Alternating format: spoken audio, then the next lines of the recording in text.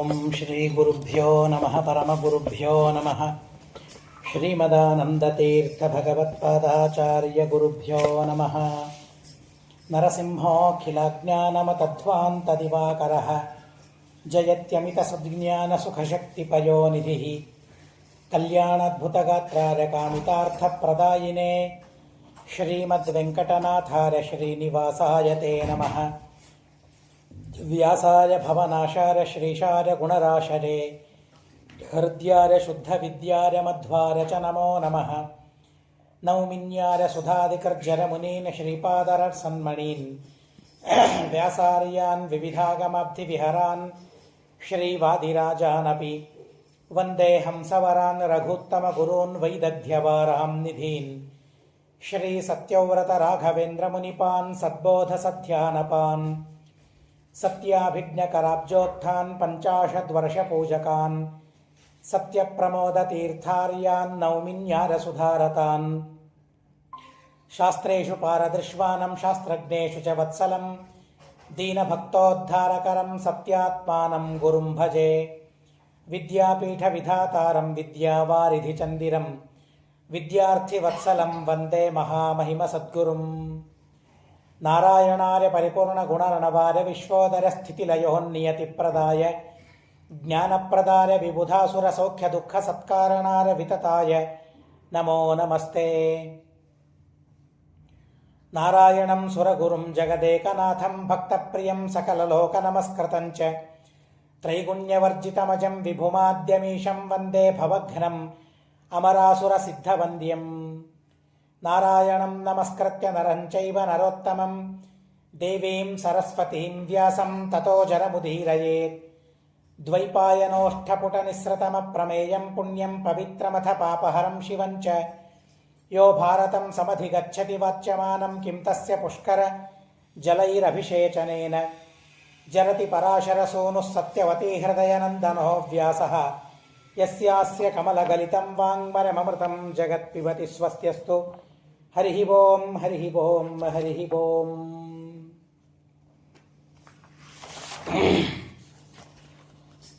ಪರಮಾತ್ಮ ಕೃಷ್ಣನಾಗಿ ಅವತಾರವನ್ನು ತಾಳಿ ಅನೇಕ ಅತ್ಯದ್ಭುತವಾದ ಲೀಲೆಗಳನ್ನು ತೋರಿಸಿ ಮರ್ತ್ಯರಿಗೆ ಶಿಕ್ಷಣೆಯನ್ನು ಕೊಡ್ತಾ ಇದ್ದಾನೆ. ಅಂಥ ಸಂದರ್ಭದಲ್ಲಿ ದೇವರು ಧನ್ಯ, ದೇವರು ಆಶ್ಚರ್ಯ ಅಂತ ನಾರದರು ಬಂದು ದ್ವಾರಕೆಯಲ್ಲಿ ಹೇಳ್ತಾರೆ. ದುರ್ಯೋಧನಾದಿಗಳೆಲ್ಲರೂ ಕೂಡ ದೇವರ ಹತ್ತಿರ ಹೋಗಬೇಕು ಅಂತ ಹೇಳಿ ಕೃಷ್ಣನ ಹತ್ತಿರ ಬರಬೇಕು, ಅಲ್ಲಿ ಆಶ್ಚರ್ಯಗಳನ್ನೆಲ್ಲ ನೋಡಬೇಕು ಅಂತ ಹೇಳಿ ಕೃಷ್ಣನ ದ್ವಾರಕೆಗೆ ಬಂದಾಗ ಆ ಸಂದರ್ಭದಲ್ಲಿ ನಾರದರು ಬರ್ತಾರೆ. ನಾರದರು ಬಂದು ಪರಮಾತ್ಮನನ್ನು ನೋಡಿ ಆಶ್ಚರ್ಯಂ ಖಲು ದೇವಾನಾಂ ಏಕಸ್ತ್ವಂ ಪುರುಷೋತ್ತಮಃ ಧನ್ಯಶ್ಚಾಶಿ ಮಹಾಬಾಹೋ ಲೋಕೆ ನಾನ್ಯೋಸ್ತಿ ಕಶ್ಚನ ಅಂತ ಕೃಷ್ಣ ಪರಮಾತ್ಮನನ್ನು ಸ್ತೋತ್ರ ಮಾಡ್ತಾರೆ. ನೀನು ಆಶ್ಚರ್ಯ ದೇವತೆಗಳಿಗೆ, ದೇವತೆಗಳಲ್ಲಿ ನೀನು ಧನ್ಯ ಅಂತ, ಧನ್ಯ ಆಶ್ಚರ್ಯ ಅಂತ ನಾರದರು ಹೇಳಿದಾಗ ಪರಮಾತ್ಮ ಹೇಳ್ತಾನೆ, ಆಶ್ಚರ್ಯಮಿತ್ಯವಿಹಿತಂ ಧನ್ಯೋಸೀತಿ ಚ ಮಾಧವ ದಕ್ಷಿಣಾಭಿಸ್ಸಹೇತ್ಯೇವಂ ಪ್ರಯುಕ್ತೋಪಿ ಚ. ನಾರದೆ, ಅವಾಗ ಪರಮಾತ್ಮ ಕೃಷ್ಣ ಹೇಳ್ತಾನೆ, ನಾನು ಧನ್ಯ, ನಾನು ಆಶ್ಚರ್ಯ ಇಷ್ಟೇ ಅಲ್ಲ, ದಕ್ಷಿಣಾಭಿಸ್ಸಾಕಂ ಅಂತ ಇಷ್ಟಂತಾರೆ. ನಾರದರು ಧನ್ಯ ಆಶ್ಚರ್ಯ ಅಂತ ಹೇಳಿದಾಗ ದಕ್ಷಿಣಾಭಿಸ್ಸಾಕಂ ಅಂತ ಕೃಷ್ಣ ಪರಮಾತ್ಮ ಹೇಳಿದ. ಹೌದು, ಉತ್ತರ ಗೊತ್ತಾಯಿತು ನನಗೆ ಅಂತ, ಸಮಾಧಾನವಾಯಿತು ನನಗೆ ಅಂತ ನಾರದರು ಹೇಳ್ತಾರೆ. ನಾರದರು ಹೇಳಿದಾಗ ಅಲ್ಲಿರುವ ರಾಜಮಹಾರಾಜರಿಗೆ ಯಾರಿಗೂ ಇವರ ಸಂವಾದ ಅರ್ಥ ಆಗಲಿಲ್ಲ. ನಾರದರು ಧನ್ಯ ಅಂತ ಹೇಳಿದರು, ಆಶ್ಚರ್ಯ ಅಂತ ಹೇಳಿದರು, ಅಷ್ಟರ ಮಟ್ಟಿಗೆ ಅರ್ಥವಾಯಿತು. ಆದರೆ ದಕ್ಷಿಣಾಭಿಸ್ಸಾಕಂ ಅಂತ ಕೃಷ್ಣ ಹೇಳಿದ. ಅದು ಹೇಳಿದ ಮೇಲೆ ಹೌದು, ನೀನು ಹೇಳಿದ್ದು ನನಗೆ ಸಮಾಧಾನವಾಯಿತು ಅಂತ ನಾರದರಂದರು. ಈ ಸಂವಾದದ ಅರ್ಥ ನನಗೇನಾಗಲಿಲ್ಲ ಅಂತ ಅವರೆಲ್ಲ ಕೇಳ್ತಾರೆ. ಮತ್ತೆ ಹೀಗೆ ನೀವಿಬ್ಬರು ಸಂವಾದ ಮಾಡಿದಿರಿ, ಕಿಮೇತನ್ ಅಭಿಜಾನೀಮಃ ದಿವ್ಯಂ ಮಂತ್ರಪದಂ ಮಹತ. ಅದೇನು ನಮಗೆ ಅರ್ಥ ಆಗಲಿಲ್ಲ. ಯದಿ ಶ್ರಾವ್ಯಮಿದಂ ಕೃಷ್ಣ ಶ್ರೋತುಮಿಚ್ಛಾಮ ತತ್ವತಃ. ಪ್ರತಿಯೊಂದು ಕಡೆಗೆ ಈ ತರಹದ ಮಾತುಗಳು ಬರ್ತದೆ. ಏನಾದರೂ ಪ್ರಶ್ನೆಗಳನ್ನು ಮಾಡುವಾಗ ಯದಿ ಶ್ರಾವ್ಯಂ, ಕೇಳುವ ಹಕ್ಕು, ಕೇಳುವ ಅಧಿಕಾರ ನಮಗಿದ್ದರೆ ಕೇಳಬೇಕು. ಯಾವುದನ್ನು ಕೇಳುವ ಹೇಳುವ ಅಧಿಕಾರ ನಮಗೆ ಇಲ್ಲ, ಅದನ್ನು ಕೇಳಬಾರದು, ಅದನ್ನು ಹೇಳಬಾರದು ಅಂತ ಶಾಸ್ತ್ರ. ಕೆಲವು ವಿಷಯಗಳು ಜೀರ್ಣವಾಗೋದಿಲ್ಲ. ಆ ವಿಷಯಗಳು ಮನಸ್ಸನ್ನು ಬಹಳ ಬಳಲಿಸ್ತವೆ, ಮನಸ್ಸಿಗೆ ಬಹಳ ಅಹಿತವಾಗುವಂತೆ ಮಾಡ್ತವೆ ಕೆಲವು ವಿಷಯಗಳು. ಇವತ್ತು ಎಲ್ಲ ಮೀಡಿಯಾ ಇದೆ, ಹೀಗಾಗಿ ಅತಿ ಅನಿವಾರ್ಯವಾಗಿ ಹೋಗಿಬಿಟ್ಟಿದೆ. ಅನೇಕ ಬಾರಿ ಹೇಳಬೇಕಾಗ್ತದೆ ಬೇಡ ಅಂಥದ್ದನ್ನು ಕೇಳೋದು ಬೇಡ ಅಂತ. ನಾವು ಕೆಲವು ಬಾರಿ ವಿದ್ಯಾರ್ಥಿಗಳಾಗಿದ್ದಾಗ ಹಲವು ಪುಸ್ತಕಗಳನ್ನು ಓದ್ತಾ ಇದ್ದರೆ ಗುರುಗಳು ಬೇಡ ಅಂತ ಹೇಳ್ತಾ ಇದ್ರು, ಅದನ್ನು ನೋಡಿ ಇಂಥ ಪುಸ್ತಕಗಳನ್ನು ಓದಬೇಡಿ, ನಾಸ್ತಿಕರ ಗ್ರಂಥಗಳನ್ನು ಹೀಗೆ ಓದಬೇಡಿ.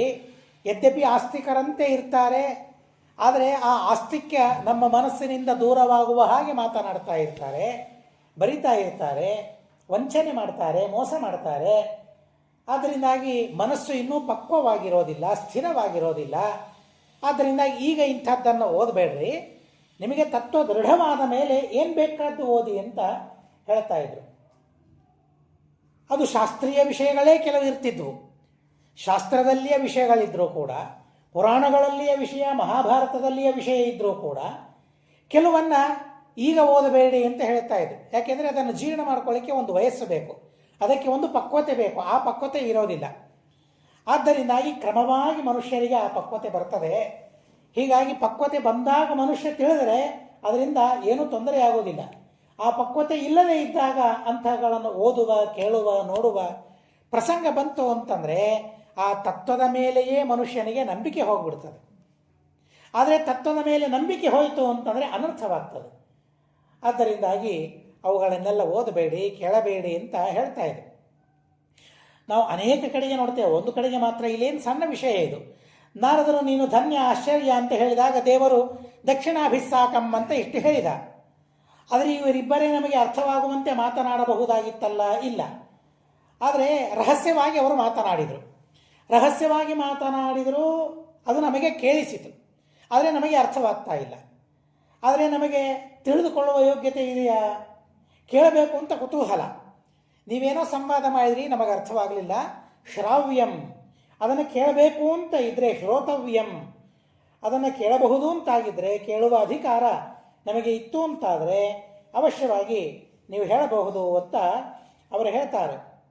ಆಶ್ಚರ್ಯಶ್ಚೈವ ಧನ್ಯಶ್ಚ ದಕ್ಷಿಣಾಭಿಸ್ಸಹೇತ್ಯಹಂ ಏವಮುಕ್ತೋ ಮುನಿಶ್ರೇಷ್ಠ ಪ್ರಾಹ ಮಧ್ಯೆ ಮಹೀಭೃತಾಂ. ಅಷ್ಟು ಹೇಳಿದ ಮೇಲೆ ಅವಶ್ಯವಾಗಿ ಅದೇನು ಭಗವಂತನ ಮಹಿಮೆ ಇದೆ, ದೇವರ ಮಹಿಮೆಯನ್ನು ನಾನು ಹೇಳಬೇಕಾಗಿದೆ. ಹೀಗಾಗಿ ಅದನ್ನು ಹೇಳೋದಿಲ್ಲ ಅಂತಂದರೆ ಹೇಗೆ? ನೀವು ಕೇಳುವ ಅಧಿಕಾರಿಗಳೇ ಆಗಿದ್ದೀರಿ, ಅವಶ್ಯವಾಗಿ ನಾನು ಅದನ್ನು ಹೇಳ್ತೇನೆ ಅಂತ ನಾರದರು ಹೇಳಿಕ್ಕೆ ಪ್ರಾರಂಭ ಮಾಡ್ತಾರೆ. ಯದಿ ಶ್ರಾವ್ಯಮಿದಂ ಕೃಷ್ಣ ಶ್ರೋತುಮಿಚ್ಛಾಮ ತತ್ವತಃ. ಆದರೆ ಮೊದಲಿಗೆ ಆ ರೀತಿಯಾಗಿ ರಾಜರೆಲ್ಲ ಕೇಳ್ತಾರೆ, ಅಲ್ಲಿದ್ದವರೆಲ್ಲ ಕೇಳ್ತಾರೆ. ಯದಿ ಶ್ರಾವ್ಯಂ, ಕೇಳುವ ಹಕ್ಕು, ಅಧಿಕಾರ, ಯೋಗ್ಯತೆ ನಮಗಿದ್ದರೆ ಅವಶ್ಯವಾಗಿ ಅದನ್ನು ಹೇಳಿ ನಾವು ಕೇಳ್ತೇವೆ ಅಂತಂದಾಗ ಸಪೀಠೆ ಕಂಚನೆ ಶುಭ್ರೆ ಸೂಪವಿಷ್ಟ ಸ್ವಲಂಕೃತಃ ಪ್ರಭಾವಂ ತಸ್ಯ ವಂದ್ಯಸ್ಯ ಪ್ರವಕ್ತುಮುಪಚಕ್ರಮೇ. ಕೃಷ್ಣ ಪರಮಾತ್ಮನ ಅತ್ಯದ್ಭುತವಾದ ಗಾಥೆ, ಅತ್ಯದ್ಭುತವಾದ ಸರ್ವೋತ್ತಮತ್ವವನ್ನು ಮಹಾಭಾರತ ಹರಿವಂಶ ಪರಮರೋಚಕವಾಗಿ ವರ್ಣನೆ ಮಾಡ್ತದೆ. ಕೃಷ್ಣಂ ವಂದೇ ಜಗದ್ಗುರುಂ. ಸರ್ವೋತ್ತಮ ಯಾರು ಅಂತ ನಮಗೆ ಸಮಸ್ಯೆ. ರುದ್ರದೇವರು ಅಂತ ಕೆಲವರು ಹೇಳ್ತಾರೆ, ಬ್ರಹ್ಮದೇವರು ಅಂತ ಹಲವರು ಹೇಳ್ತಾರೆ, ಶಕ್ತಿ ಅಂತ ಹಲವರಂತಾರೆ, ಗಣಪತಿ ಅಂತ ಮತ್ತೊಬ್ಬರಂತಾರೆ. ಒಬ್ಬೊಬ್ಬರನ್ನು ಸರ್ವೋತ್ತಮ, ಪ್ರಕೃತಿಯೇ ಸರ್ವೋತ್ತಮ ಅಂತ ಕೆಲವರಂತಾರೆ. ಜಡವಾದ ಪ್ರಕೃತಿ ಅದೇ ಉತ್ತಮ, ಅದರಿಂದಲೇ ಎಲ್ಲ ಕೆಲಸವಾಗ್ತದೆ. ಕರ್ಮ ಎಲ್ಲದಕ್ಕಿಂತಲೂ ದೊಡ್ಡದು ಅಂತ ಕೆಲವರು ಹೇಳ್ತಾರೆ. ಕರ್ಮ, ನಾವು ಮಾಡೋ ಕರ್ಮ ಅದು ದೊಡ್ಡದು ಅಂತ ಹೇಳ್ತಾರೆ. ಭರ್ತೃಹರಿ ಹಾಗೇನೆ ಪ್ರತಿಪಾದನೆ ಮಾಡ್ತಾನೆ. ಸೂರ್ಯೋ ಭ್ರಾಮ್ಯತಿ ನಿತ್ಯಮೇಹವ ಗಹನೆ ತಸ್ಮೈ ನಮಃ ಕರ್ಮಣೆ ಅಂತ ಅಂತಾನೆ. ಕಪಾಲ ಪಾಣಿಪುಟಕೆ ಭಿಕ್ಷಾಟನಂ ಕಾರಿತಃ. ಆ ಕರ್ಮ ವಿಷ್ಣುವಿಗೆ ಏನು ಮಾಡಿತು ಅಂದರೆ ದಶಾವತಾರ ಗಹನೆ ಕ್ಷಿಪ್ತೋ ಮಹಾಸಂಕಟೆ ಅಂತ ಹೇಳ್ತಾರೆ. ಆ ಕರ್ಮ ದೇವರನ್ನೂ ಬಿಡಲಿಲ್ಲ ಅಂತ ಹೇಳ್ತಾರೆ. ದಶಾವತಾರವಂತ ತಾಳಬೇಕಾಯಿತು, ಅಂತಹ ಸಂಕಟದಲ್ಲಿ ವಿಷ್ಣುವನ್ನು ಹಾಕಿತು ಕರ್ಮ ಅಂತ ಹೇಳ್ತಾರೆ. ಕರ್ಮ ದೊಡ್ಡದು ಅಂತ ಹಲವರು ಹೇಳ್ತಾರೆ. ಆದರೆ ಯಾರು ದೊಡ್ಡವರು ಅಂತ ತಿಳಿಬೇಕಾದರೆ ನಮ್ಮ ಭಾರತ ದೇಶದ ಗ್ರಂಥಗಳು, ಶಾಸ್ತ್ರಗಳು ಅಂತ ಜಗತ್ಪ್ರಸಿದ್ಧವಾದ ಗ್ರಂಥಗಳು. ಏನು ಭಾರತದ ಐಶ್ವರ್ಯ, ಭಾರತದ ಸಂಪತ್ತು ಏನು, ಭಾರತದ ಸಾಹಿತ್ಯ ಏನು ಅಂತ ಕೇಳಿದಾಗ ಎಲ್ಲರ ಬಾಯಿಯಲ್ಲಿ ಬರೋದು ಮಹಾಭಾರತ, ಭಾಗವತ, ರಾಮಾಯಣ. ಈ ಮೂರರ ನಂತರ ಉಳಿದದ್ದು ಅವರ ಬಾಯಿಯಲ್ಲಿ ಬರಬಹುದು ಪುರಾಣಗಳ ಹೆಸರುಗಳು. ಆದರೆ ಮೊಟ್ಟ ಮೊದಲಿಗೆ ಬರೋದು ಮಾತ್ರ ಭಾರತ, ಭಾಗವತ, ರಾಮಾಯಣ. ಆದರೆ ಈ ಮೂರೂ ಗ್ರಂಥಗಳು ಯಾರ ಸರ್ವೋತ್ತಮತ್ವವನ್ನು ಪ್ರತಿಪಾದನೆ ಮಾಡುತ್ತದೆ? ದೇವರೇ ಅಲ್ವಾ. 18 ಪುರಾಣಗಳಿವೆ, ಅದರಲ್ಲಿ ಸಾತ್ವಿಕ ಪುರಾಣಗಳಿವೆ, ಇಲ್ಲ ಅಂತ ಅಲ್ಲ. ಸಾತ್ವಿಕ ಪುರಾಣಗಳು ಭಗವಂತನ ಸರ್ವೋತ್ತಮತ್ವವನ್ನು ಪ್ರತಿಪಾದನೆ ಮಾಡುತ್ತದೆ. ಆದರೆ ಪ್ರಪಂಚ ಪ್ರಸಿದ್ಧವಾದ ಗ್ರಂಥಗಳು ಭಗವಂತನ ಸರ್ವೋತ್ತಮತ್ವವನ್ನೇ ಹೇಳಿಕೊಡ್ತದೆ. ಇನ್ನು ಯಾವುದು ದೇವರ ಸರ್ವೋತ್ತಮತ್ವವನ್ನು ಹೇಳದೇ ಇರುವ ಗ್ರಂಥಗಳಿದೆಯಲ್ಲ, ಅವು ಅಷ್ಟು ಲೋಕ ಪ್ರಸಿದ್ಧ ಅಲ್ವೇ ಅಲ್ಲ. ಈ 3 ಗ್ರಂಥಗಳು ಇದರಷ್ಟು ಪ್ರಸಿದ್ಧಿ ಮತ್ತು ಯಾವುದೂ ಇಲ್ಲ. ಆದರೆ ಇನ್ನೊಂದು ಮಾತನ್ನು ಹೇಳ್ತಾರೆ, 18 ಪುರಾಣಗಳಲ್ಲಿಯೂ ಕೂಡ ವಿಷ್ಣು ಸರ್ವೋತ್ತಮತ್ವವೇ ಸ್ಥಾಪಿತವಾಗಿದೆ ಅಂತ ಸ್ವಯಂ ಪುರಾಣಗಳೇ ಹೇಳ್ತವೆ. 18 ಪುರಾಣಾದ್ಯೈ ಯೈರ್ವೇದ್ಯ ಹರಿರೇವಹಿ. ಆದರೆ ಆ 18 ಪುರಾಣಗಳನ್ನು ಅಧ್ಯಯನ ಮಾಡಿದ ವ್ಯಕ್ತಿಗಳು ಆ ಮಾತನ್ನು ತಿಳಿಸ್ತಾರೆ. ನಮಗೂ ನಮ್ಮ ಸ್ವಾಮಿಗಳು ಅನೇಕ ಬಾರಿ ಆ ವಿಷ್ಣು ಸರ್ವೋತ್ತಮತ್ವ ತಾಮಸ ಪುರಾಣಗಳಲ್ಲಿ, ರಾಜಸ ಪುರಾಣಗಳಲ್ಲಿ ಹೇಗೆ ಹಾಸುಹೊಕ್ಕಾಗಿವೆ ಅಂತ ಅನ್ನೋದನ್ನು ತಿಳಿಸಿಬಿಟ್ಟಿದ್ದಾರೆ. ಸ್ವಯಂ ಆಚಾರ್ಯರೇ ಸರ್ವಮೂಲಗಳಲ್ಲಿ ಆ ರಾಜಸ ತಾಮಸ ಪುರಾಣಗಳ ಉಲ್ಲೇಖವನ್ನು ಮಾಡಿ ವಿಷ್ಣು ಸರ್ವೋತ್ತಮತ್ವವನ್ನು ನಮಗೆ ತಿಳಿಸ್ತಾರೆ, ಪ್ರತಿಪಾದನೆ ಮಾಡ್ತಾರೆ. ಹೀಗಾಗಿ 18 ಪುರಾಣಗಳನ್ನು ಕ್ಷುಣ್ಣವಾಗಿ ಕೂಲಂಕಷವಾಗಿ ಅಧ್ಯಯನ ಮಾಡಿದಾಗ ಏನು ತಿಳಿದು ಬರೋದು ಅಂತಂದರೆ, ವೇದ್ಯ ಹರಿರೇವಹಿ. ಆ 18 ಪುರಾಣಗಳಿಂದ ವೇದ್ಯನಾದವನು ಹರಿ, ಪರಮಾತ್ಮ ಅಂತನ್ನೋದನ್ನು ನಮಗೆ ನಿರ್ಧಾರ ಮಾಡಿ ಕೊಟ್ಟಿದ್ದಾರೆ. ಅದರಲ್ಲಿಯೂ ಮಹಾಭಾರತ ಮತ್ತು ಹರಿವಂಶ, ಭಾಗವತ ಇತ್ಯಾದಿಗಳಲ್ಲಂತೂ ಹೆಜ್ಜೆ ಹೆಜ್ಜೆಗೆ ದೇವರ ಸರ್ವೋತ್ತಮತ್ವ ಬರ್ತದೆ. ಮಹಾಭಾರತವೇ ಹೇಳ್ತದೆ, ಮಹಾಭಾರತದಲ್ಲಿ ಸದೃಷ್ಟಾಂತೋ ಹಿ ಭಾರತೆ ಅಂತ ಹೇಳ್ತಾರೆ. ಎಲ್ಲ ತತ್ವಗಳ ಪ್ರತಿಪಾದನೆ ಮಹಾಭಾರತದಲ್ಲಿದೆ. ಹೇಗೆ ಅಂತಂದರೆ, ದೃಷ್ಟಾಂತಪೂರ್ವಕವಾಗಿ ಮಹಾಭಾರತದಲ್ಲಿ ಆ ತತ್ವದ ಪ್ರತಿಪಾದನೆ ಇದೆ ಅಂತ ಅನ್ನೋದನ್ನು ಸ್ವಯಂ ಮಹಾಭಾರತ ಹೇಳ್ತದೆ. ಹೀಗಾಗಿ ನಾರದರು ಬಂದಾಗ ಧನ್ಯ ಆಶ್ಚರ್ಯ ಅಂತ ಸ್ತೋತ್ರ ಮಾಡಿದ ಮೇಲೆ ಅದರ ವಿವರಣೆಯನ್ನು ಮಾಡಬೇಕು ಅಂತಂದಾಗ ನಾರದರ ಪ್ರವಚನ ಅತ್ಯದ್ಭುತವಾದ ಪ್ರತಿಪಾದನೆ, ನಾರದರು ನಿರೂಪಿಸಿದ ಸರ್ವೋತ್ತಮತ್ವ ಎಂಥ ಅದ್ಭುತವಾಗಿ ಇಷ್ಟೇ ಅಲ್ಲ. ಮುಂದೆ ರುದ್ರದೇವರು ಪರಮಾತ್ಮನ ಸರ್ವೋತ್ತಮತ್ವವನ್ನು ನಿರೂಪಣೆ ಮಾಡ್ತಾರೆ. ಅದನ್ನು ನಾವು ನಾಳೆಗೆ ಕೇಳುವವರಿದ್ದೇವೆ. ಆ ಘಂಟಾಕರ್ಣನ ಇತಿಹಾಸದ ಮೂಲಕ ರುದ್ರದೇವರು ಎಂಥ ಅದ್ಭುತವಾದ ಸರ್ವೋತ್ತಮತ್ವವನ್ನು ಪ್ರತಿಪಾದನೆ ಮಾಡ್ತಾರೆ. ಕೃಷ್ಣ ಮಕ್ಕಳನ್ನು ಪಡಿಬೇಕು ಅಂತ ಹೇಳಿ ಕೈಲಾಸ ಪರ್ವತಕ್ಕೆ ಹೋಗ್ತಾನಂತೆ, ರುದ್ರದೇವರ ತಪಸ್ಸು ಮಾಡೋದಕ್ಕಾಗಿ ಹೋಗ್ತಾನಂತೆ. ಆ ಸಂದರ್ಭದಲ್ಲಿ ರುದ್ರದೇವರು ಬಂದು ಮುನಿಗಳಿಗೆ ಹೇಳ್ತಾರೆ, ಖರೆ ತಿಳಿದ್ರಿ ನೀವೆಲ್ಲಿಯೋ, ನನ್ನ ತಪಸ್ಸು ಮಾಡಿ ಮಕ್ಕಳನ್ನು ಪಡೆಯೋದಕ್ಕಾಗಿ ಕೃಷ್ಣ ಬಂದಿದ್ದಾನೆ ಅಂತ ಏನಾದರೂ ನೀವು ನಿಜ ತಿಳಿದು ಬಿಟ್ರೆ ಗತಿ ಇಲ್ಲ ಅಂತ ಹೇಳ್ತಾರೆ. ರುದ್ರದೇವರು ಹೇಳುವ ಮಾತುಗಳಿವೆ, ಪರಮಾದ್ಭುತವಾದ ಮಾತುಗಳಿವೆ. ಏನೋ ಸುಮ್ಮನೆ ರುದ್ರದೇವರು ಹಾಗೆ ಮಾತು ತೆಗೆದುಕೊಂಡಿದ್ದಾರೆ ದೇವರು ನನ್ನ ಕಡೆಯಿಂದ. ತ್ವಂಚ ರುದ್ರ ಮಹಾಬಾಹೋ ಮೋಹಶಾಸ್ತ್ರಾಣಿ ಕಾರಯ ಅತಥ್ಯಾನಿ ವಿತಥ್ಯಾನಿ ದರ್ಶಯಸ್ವ ಮಹಾಭುಜ ಪ್ರಕಾಶಂಕುರು ಚಾತ್ಮಾನಂ ಅಪ್ರಕಾಶಂಚ ಮಾಂಕುರು ಅಂತ ಹೇಳಿ ನಾನು ತಪಸ್ಸು ಮಾಡ್ತೇನೆ, ಮಕ್ಕಳನ್ನು ಕೊಟ್ಟಂತೆ ನೀನು ವರ ಕೊಟ್ಟಂತೆ ನಟನೆ ಮಾಡು. ಯಾಕೆಂದರೆ ಆ ತಾಮಸರಿದ್ದಾರೆ, ರಾಜಸರಿದ್ದಾರೆ, ಅವರಿಗೆ ಆ ಗತಿ ಸಿಗಬೇಕು. ಸಾತ್ವಿಕರಿಗೂ ಕೂಡ ಮೋಹವಾಗಬೇಕು ಕೆಲವು ಬಾರಿ. ಯಾಕೆ ಸಾತ್ವಿಕರಿಗೆ ಮೋಹವಾಗಬೇಕು ಅಂತಂದರೆ, ಅವರಿಗೆ ಉತ್ತಮವಾದ ಗತಿ ಇಲ್ಲ. ಅವರಿಗೆ ಸಾತ್ವಿಕರಿಗೆ ಮೋಕ್ಷವಾಗ್ತದೆ ಅಂತನ್ನೋದು ವಾಸ್ತವ. ಆದರೆ ದೇವತೆಗಳಂಥ ಗತಿ ಮೋಕ್ಷ ಅವರಿಗೆ ಆಗೋದಿಲ್ಲ. ಅವರಿಗೆ ಕಡಿಮೆಯಾದ ಮೋಕ್ಷ ಆಗಬೇಕು. ಹೀಗಾಗಿ ಅವರ ಕಡಿಮೆಯಾದ ಪುಣ್ಯ. ಹೀಗಾಗಿ ಹಲವು ಬಾರಿ ಅವರೂ ಕೂಡ ಅವರಲ್ಲಿಯೂ ತಪ್ಪು ತಿಳುವಳಿಕೆ ಇರಬೇಕಾಗ್ತದೆ. ಧರ್ಮರಾಜನಿಗೆ ತಪ್ಪು ತಿಳುವಳಿಕೆ ಉಳಿಯುವಂತೆ ಮಾಡಿದ ಅಂತ ಹೇಳ್ತಾರೆ. ಮಹಾಭಾರತ ಹೇಳ್ತದೆ, ಶ್ರೀಮದಾಚಾರ್ಯ ಹೇಳ್ತಾರೆ, ಭೀಮಸೇನ ದೇವರು ದುರ್ಯೋಧನನನ್ನು ಸಂಹಾರ ಮಾಡಿದ್ದು ಧರ್ಮವೋ ಅಧರ್ಮವೋ ಅಂತ ಧರ್ಮರಾಜ ಕೃಷ್ಣನಿಗೆ ಪ್ರಶ್ನೆ ಮಾಡಿದಾಗ ಅಪಿಸಂಶಯಿನಂ ಚಕ್ರೇ ಧರ್ಮರಾಜಂ ಅಂತ ಹೇಳ್ತಾರೆ. ಧರ್ಮರಾಜನಿಗೆ ಆ ಸಂದೇಹ ಹಾಗೇ ಉಳಿಯುವಂತೆ ಕೃಷ್ಣ ಮಾಡಿದ, ಸಂದೇಹದ ಪರಿಹಾರ ಮಾಡಲಿಲ್ಲ ಅಂತ ಹೇಳ್ತಾರೆ. ಹಾಗಾದರೆ ಈಗ ಸಂದೇಹದ ಪರಿಹಾರ ಆಗಲಿಲ್ಲ ಧರ್ಮರಾಜನಿಗೆ, ಮತ್ತಾವಾಗೋ ಆ ಸಂದೇಹ ಪರಿಹಾರ ಆಯಿತು. ಹೀಗೆ ಸಾತ್ವಿಕರಿಗೂ ಮೋಹನ ಮಾಡಬೇಕು, ರಾಜಸರಿಗೆ ಮೋಹನ ಮಾಡಲೇಬೇಕು, ತಾಮಸರಿಗಂತೂ ಮಾಡಲೇಬೇಕು. ಹೀಗಾಗಿ ಅವರವರಿಗೆ ಮೋಹನ ಮಾಡೋದಕ್ಕಾಗಿ ಭಗವಂತ ಹಾಗೆ ಹೇಳ್ತಾನೆ. ಕೆಲವು ಸಲ ನಾವು ತಿಳಿದಿರ್ತೇವೆ, ಹೌದು ರುದ್ರದೇವರೇ ಉತ್ತಮ ಅಂತ. ಕೆಲವು ಬೇಕಾದ ಸಂದರ್ಭದಲ್ಲಿ ನಾವು ತಿಳಿತೇವೆ. ಯಾರಾದರೂ ಆಕ್ಷೇಪ ಮಾಡಿದಾಗ ಇರಬಹುದೇನೋ ಅವರ ಆಕ್ಷೇಪ ಸರಿ ಇರಬಹುದೇನೋ ಅಂತನೋ ಸಂದೇಹ ನಮಗೆ ಬರ್ತದೆ. ಆ ಸಂದೇಹ ಬರೋದರಿಂದ ನಮಗೆ ಉತ್ತಮವಾದ ಮೋಕ್ಷ ಆಗುವುದಿಲ್ಲ, ಆಗಬಾರ್ದು. ಉತ್ತಮವಾದ ಮೋಕ್ಷ ನಮಗೆ ಯೋಗ್ಯವಾದ ಮೋಕ್ಷ ನಮಗಾಗಬೇಕು. ಹೀಗಾಗಿ ಎಲ್ಲ ಸಂದೇಹಗಳು ಬರುವಂತೆ ದೇವರು ಮಾಡ್ತಾನೆ. ಹೀಗಾಗಿ ಆ ರುದ್ರದೇವರಲ್ಲಿ ಆ ಮಾತನ್ನು ಬಹಳ ಅದ್ಭುತವಾಗಿ ತಿಳಿಸ್ತಾರೆ. ಇದಕ್ಕಾಗಿ ಬಂದಿದ್ದಾರೆ.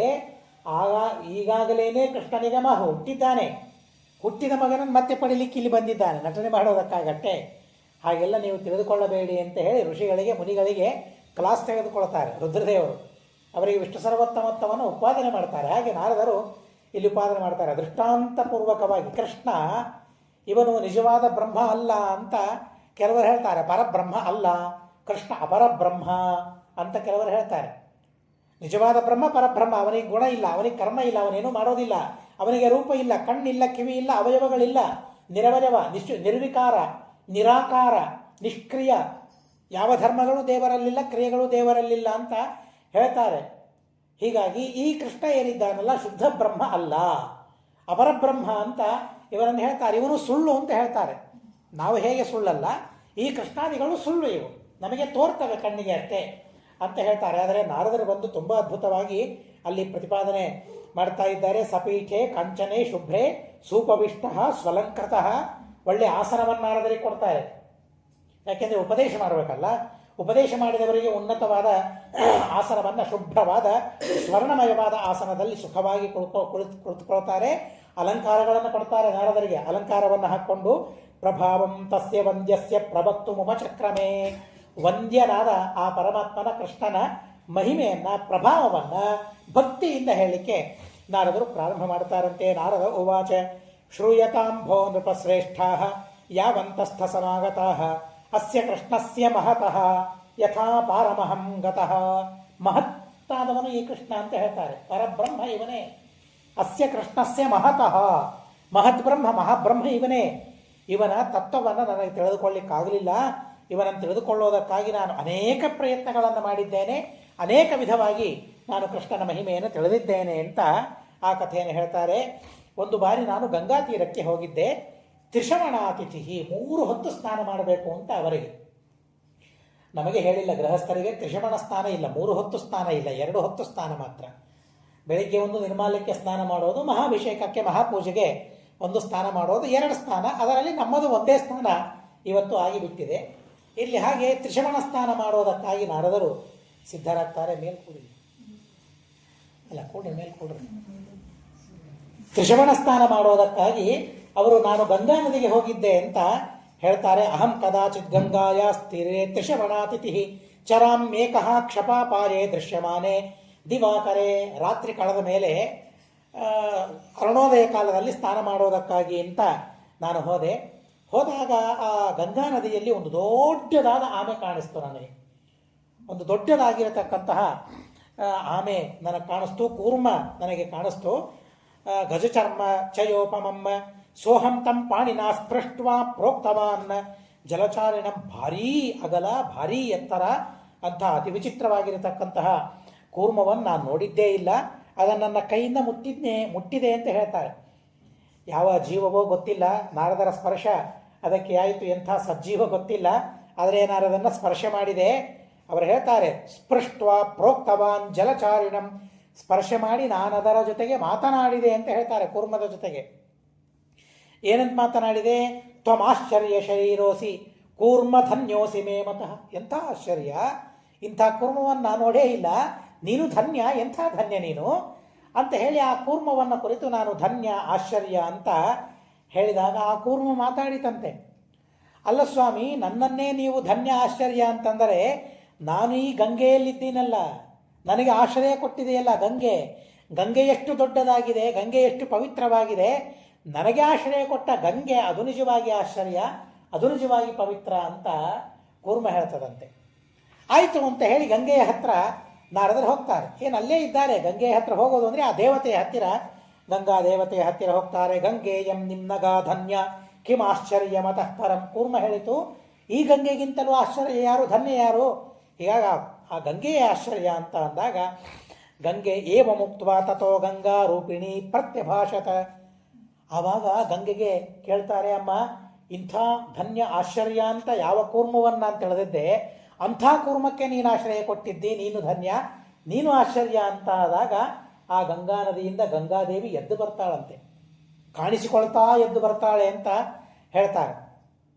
ಎದ್ದು ಬಂದು ಅವಳು ಹೇಳ್ತಾರಂತೆ, ಪ್ರತ್ಯಭಾಷತ ನಾರದಂ ದೇವಗಂಧರ್ವಂ ಶಕ್ರಸ್ಯ ದೈತಂ ದ್ವಿಜಂ ಮಾಮೈವಂ ದೇವಗಂಧರ್ವ ಸಂಗ್ರಾಮ ಕಲಹಪ್ರಿಯ ಸಂಗ್ರಾಮ, ಎಲ್ಲರ ಜೊತೆಗೆ ಯುದ್ಧ ಮಾಡಿಸೋದು, ಕಲಹ ಮಾಡಿಸೋದು, ಅದರಲ್ಲಿ ಪ್ರೀತಿ ನಿನಗೆ, ಇವತ್ತೇನು ಬಹಳ ಚೆನ್ನಾಗಿ ನನ್ನನ್ನು ಹೊಗಳ್ತಾ ಇದ್ದಿ, ಸ್ತೋತ್ರ ಮಾಡ್ತಾ ಇದ್ದಿ ಅನ್ನೋ ಹಾಗೆ ಚೇಷ್ಟೆ ಮಾಡ್ತಾ ಮಾತಾಡ್ತಾಳೆ ಗಂಗಾದೇವಿ. ಮಾತಾಡಿ ನನ್ನನ್ನು ಧನ್ಯ ಅಂತ ಹೇಳಿದೆಲ್ಲ, ನಾನು ಧನ್ಯ ಅಲ್ಲ, ನಾನು ಸರ್ವಥಾ ಆಶ್ಚರ್ಯ ಅಲ್ಲ, ನಾನೆಲ್ಲ ಕೊನೆಗೆ ಸಮುದ್ರದಲ್ಲಿ ನಾನು ಸೇರ್ತೇನೆ. ನನ್ನಂಥ ಎಷ್ಟೆಷ್ಟು ನದಿಗಳು ಸಮುದ್ರದಲ್ಲಿ ಸೇರ್ತವೆ. ಈ ಎಲ್ಲ ನದಿಗಳಿಗೆ, ಈ ಎಲ್ಲ ಜಲಕ್ಕೆ ಆಶ್ರಯವಾದದ್ದು ಸಮುದ್ರ. ಎಲ್ಲಿಯೇ ಏನು ನೀರು ಇದೆ ಅಂದರೆ ಆ ನೀರಿಗೆ ಆಶ್ರಯ ಸಮುದ್ರ. ಹೀಗಾಗಿ ನಾನು ಆಶ್ಚರ್ಯ ಅಲ್ಲ, ಆ ಸಮುದ್ರ ಆಶ್ಚರ್ಯ, ಆ ಸಮುದ್ರ ಧನ್ಯ ಅಂತ ಅದು ಹೇಳ್ತದೆ. ಒಟ್ಟಾರೆ ತಾರತಮ್ಯವನ್ನು ತಿಳಿಸಬೇಕಾಗಿದೆ. ಹೀಗಾಗಿ ಒಂದೇ ಸಲ ವಿಷ್ಣು ಅಂತ ಇಲ್ಲಿ ಹೇಳಿಲ್ಲ. ಹೀಗಾಗಿ ಆ ನದಿ, ಗಂಗಾ ನದಿ, ಸಮುದ್ರ ಇದು ಧನ್ಯ, ಸಮುದ್ರ ಇದು ಆಶ್ಚರ್ಯ ಅಂತ ಹೇಳಿದಾಗ, ಹಾಗಾದರೆ ಸಮುದ್ರದ ಹತ್ರ ನಾನು ಹೋದೆ. ಇಮಾಸ್ಸಮಭಿಗಚ್ಚಂತಿ ಪತ್ನ್ಯೋಲೋಕ ನಮಸ್ಕೃತಾ ಸಮುದ್ರಸ್ತೇವ ಮುಕ್ತಸ್ತು ತಥೋ ಮುಕ್ತ ಮಾಮವದತ್ವಚಃ. ಸಮುದ್ರದ ಹತ್ತಿರ ಹೋಗಿ ಹೇಳಿದೆ, ಎಷ್ಟೆಲ್ಲ ನೀರಿಗೆ ನೀನು ಆಶ್ರಯನಾಗಿದ್ದಿ, ನೀನು ಧನ್ಯ ಆಶ್ಚರ್ಯ ಅಂತಂದಾಗ ಸಮುದ್ರ ಮಾತನಾಡಿತು, ನಾನಲ್ಲ, ನನ್ನನ್ನು ಧಾರಣೆ ಮಾಡಿದ್ದು ಪೃಥಿವಿ. ಹೀಗಾಗಿ ಆ ಪೃಥಿವಿ ಧನ್ಯ, ಪೃಥಿವಿ ಆಶ್ಚರ್ಯ ಅಂತ ಪೃಥಿವಿ ಹೇಳಿತು. ಪೃಥಿವಿಯ ಹತ್ತಿರ ಹೋಗ್ತಾರೆ. ಪೃಥಿವಿ ನೀನು ಧನ್ಯ, ನೀನು ಆಶ್ಚರ್ಯ ಅಂದಾಗ, ನಾನಲ್ಲ, ನನ್ನನ್ನು ಧಾರಣೆ ಮಾಡಿದ ಪರ್ವತಗಳು ಧನ್ಯ, ಪರ್ವತಗಳ ಆಶ್ಚರ್ಯ ಅಂತ ಪೃಥಿವಿ ಹೇಳ್ತದಂತೆ. ಪೃಥಿವಿ ಅಂತದೆ, ನಾನು ಧನ್ಯ ಆಶ್ಚರ್ಯ ಅಲ್ಲ, ನಮ್ಮಂಥ ಪರ್ವತಗಳನ್ನು, ಚರಾಚರ ಪ್ರಪಂಚವನ್ನು ಸೃಷ್ಟಿ ಮಾಡಿದ ಚತುರ್ಮುಖ ಬ್ರಹ್ಮ, ಆ ಚತುರ್ಮುಖ ಬ್ರಹ್ಮ ಧನ್ಯ, ಅವನು ಆಶ್ಚರ್ಯ ಅಂತ ಹೇಳ್ತಾರೆ. ಚತುರ್ಮುಖನ ಹತ್ರ ಹೋದೆ, ನೀನು ಧನ್ಯ ಆಶ್ಚರ್ಯ ಅಂತ ಸ್ತೋತ್ರ ಮಾಡಿದೆ. ನಾನಲ್ಲ, ವೇದಗಳು ಧನ್ಯ, ವೇದಗಳು ಆಶ್ಚರ್ಯ. ಯಾಕೆ ನಿರಂತರ ಆ ವೇದಗಳ ಪಾರಾಯಣವನ್ನು ನಾನು ಮಾಡ್ತಾ ಇರ್ತೇನೆ. ವೇದಗಳಿಲ್ಲ ಅಂದರೆ ನನಗೇನು ಕೆಲಸ ಇದೆ? ಏನಿದೆ ಹೇಳಿ ಬ್ರಹ್ಮದೇವರಿಗೆ ಕೆಲಸ? ಭಗವಂತನ ಸರ್ವೋತ್ತಮತ್ವವನ್ನು ಪ್ರತಿಪಾದನೆ ಮಾಡುವ ವೇದಗಳಿಲ್ಲ ಅಂದರೆ ಏನು ಕೆಲಸ ಬ್ರಹ್ಮದೇವರಿಗೆ? ವೇದವ್ಯಾಸ ದೇವರು ರಚನೆ ಮಾಡಿದ ಮಹಾಭಾರತ ಭಾಗವತಾದಿಗಳಿಲ್ಲ ಅಂದರೆ ನಮಗೇನು ಕೆಲಸ? ಸಾಧನೆಗೆ ಏನೂ ಕೆಲಸ ಇಲ್ಲ. ದಾಸರು ರಚನೆ ಮಾಡಿದ ಪದಪದ್ಯ ಸುಳಾದಿಗಳಿಲ್ಲ ಅಂತಾದರೆ ಏನು ಕೆಲಸ ನಮಗೆ? ಏನು ಸ್ತೋತ್ರ ಮಾಡಲಿಕ್ಕಾಗ್ತದೆ? ನಾವು ದೇವರ ಸ್ತೋತ್ರವನ್ನು ಮಾಡಲಿಕ್ಕಾಗೋದೇ ಇಲ್ಲ. ಹೀಗಾಗಿ ಅವುಗಳನ್ನು ರಚನೆ ಮಾಡಿಕೊಟ್ಟಿದ್ದಾರೆ. ಅವುಗಳು ಧನ್ಯ, ನಿಜವಾಗಿ ಅವುಗಳ ಆಶ್ಚರ್ಯ. ಅವುಗಳು ವೇದಗಳು ಆಶ್ಚರ್ಯ. ಬರೀ ವೇದಗಳು ಮಾತ್ರ ಅಲ್ಲ, ವೇದಗಳು, ಪುರಾಣಗಳು ಇವೆಲ್ಲವ ವೇದಕ್ಕಿಂತಲೂ ಮಹಾಭಾರತ ದೊಡ್ಡದು ಅಂತ ಹೇಳ್ತಾರೆ. ವೇದಾದಪಿ ಪರಂಚಕ್ರೇ ಪಂಚಮಂ ಭಾರತಂ ಅಂತ ಹೇಳ್ತಾರೆ. ಅನಂತ ವೇದಗಳು. ವೇದಗಳು ಎಷ್ಟು? ನಾವು 4 ಅಂತ ಹೇಳಿಬಿಡ್ತೇವೆ. ನಮಗಾಗಿ 4 ಮಾಡಿದ್ದಾರೆ ಅಷ್ಟೇ, ವಿಭಾಗ ಮಾಡಿ ವೇದಾಧ್ಯಯನ ಮಾಡಲಿಕ್ಕೆ ಆಗೋದಿಲ್ಲ ಅಂತ ಹೇಳಿ. ಆದರೆ ವೇದಗಳು ಅನಂತವಾದ ವೇದಗಳು, ಒಂದಲ್ಲ ಎರಡಲ್ಲ. ಬಹುಶಃ ಭರದ್ವಾಜ ಋಷಿಗಳು ಅಂತ ನನಗನ್ನಿಸ್ತದೆ. ಹೆಸರಿನ ಬಗ್ಗೆ ಸರಿಯಾಗಿ ನನಗೆ ದಾರ್ಢ್ಯ ಇಲ್ಲ. ಬಹುಶಃ ಭರದ್ವಾಜ ಋಷಿಗಳು ಅಷ್ಟೇ ನೆನಪಿದೆ. ಭರದ್ವಾಜ ಋಷಿಗಳ ಕಥೆಯನ್ನು ಹೇಳಬೇಕಾದ್ರೆ ತುಂಬ ಸುಂದರವಾಗಿ ಯಜುರ್ವೇದದಲ್ಲಿ ಅವರ ಕಥೆ ಬರುತ್ತದೆ. ಒಂದು 100 ವರ್ಷ ಗುರುಕುಲ ವಾಸವನ್ನು ಮಾಡ್ತಾರಂತೆ, ವೇದಾಧ್ಯಯನವನ್ನು ಮಾಡ್ತಾರಂತೆ. ಅವರು 100 ವರ್ಷ ಅವರಿಗಾಗಿದೆ. 100 ವರ್ಷ ಆದ ಮೇಲೆ ಇನ್ನೇನು ಆ ದೇಹವನ್ನು ಪರಿತ್ಯಾಗ ಮಾಡಬೇಕು. 100 ವರ್ಷ ಎಲ್ಲರಿಗೂ, ಅದು ಎಲ್ಲ ಕಾಲದಲ್ಲಿ 10,000 ವರ್ಷ ಹಿಂದಿನ ಯುಗದಲ್ಲಿದ್ದರೂ ಕೂಡ ಅದನ್ನು 100 ವರ್ಷ ಅಂತಲೇ ವ್ಯವಹಾರ ಮಾಡೋದು. ಶತಾಯುರ್ವೈ ಪುರುಷಃ ಅಂತ ವೇದ ಹೇಳೋದು. ಇರಲಿ, ಅಂತೂ ಅವರ 100 ವರ್ಷ ಆಯುಷ್ಯ ಪೂರ್ಣವಾಗ್ತಾ ಇರಬೇಕಾದ್ರೆ ಇಂದ್ರ ಒಬ್ಬ ವೃದ್ಧ ಬ್ರಾಹ್ಮಣನ ವೇಷವನ್ನು ಧಾರಣೆ ಮಾಡ್ಕೊಂಡು ಬರ್ತಾನಂತೆ ಪರೀಕ್ಷೆ ಮಾಡೋದಕ್ಕಾಗಿ. ಯಾಕೆಂದರೆ 100 ವರ್ಷಗಳ ತನಕ ವೇದಾಧ್ಯಯನ ಮಾಡಿದ್ದಾರಂತೆ ಭರದ್ವಾಜರು.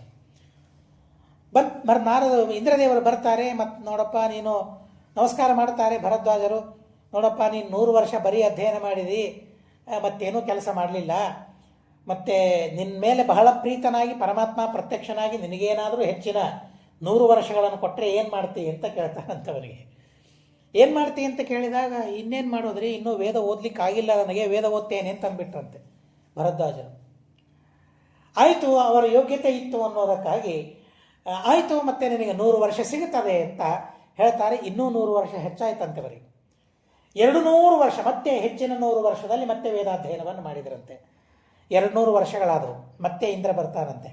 ಇನ್ನೊಂದು 100 ವರ್ಷ ಕೊಟ್ಟರೆ ಏನು ಮಾಡ್ತೀವಿ, ಇನ್ನೂ ವೇದ ಓದಲಿಕ್ಕಾಗಿಲ್ಲ, ಮತ್ತೆ ವೇದ ಓದ್ತೇನೆ ಅಂತಂತಾರಂತೆ ಅವರು.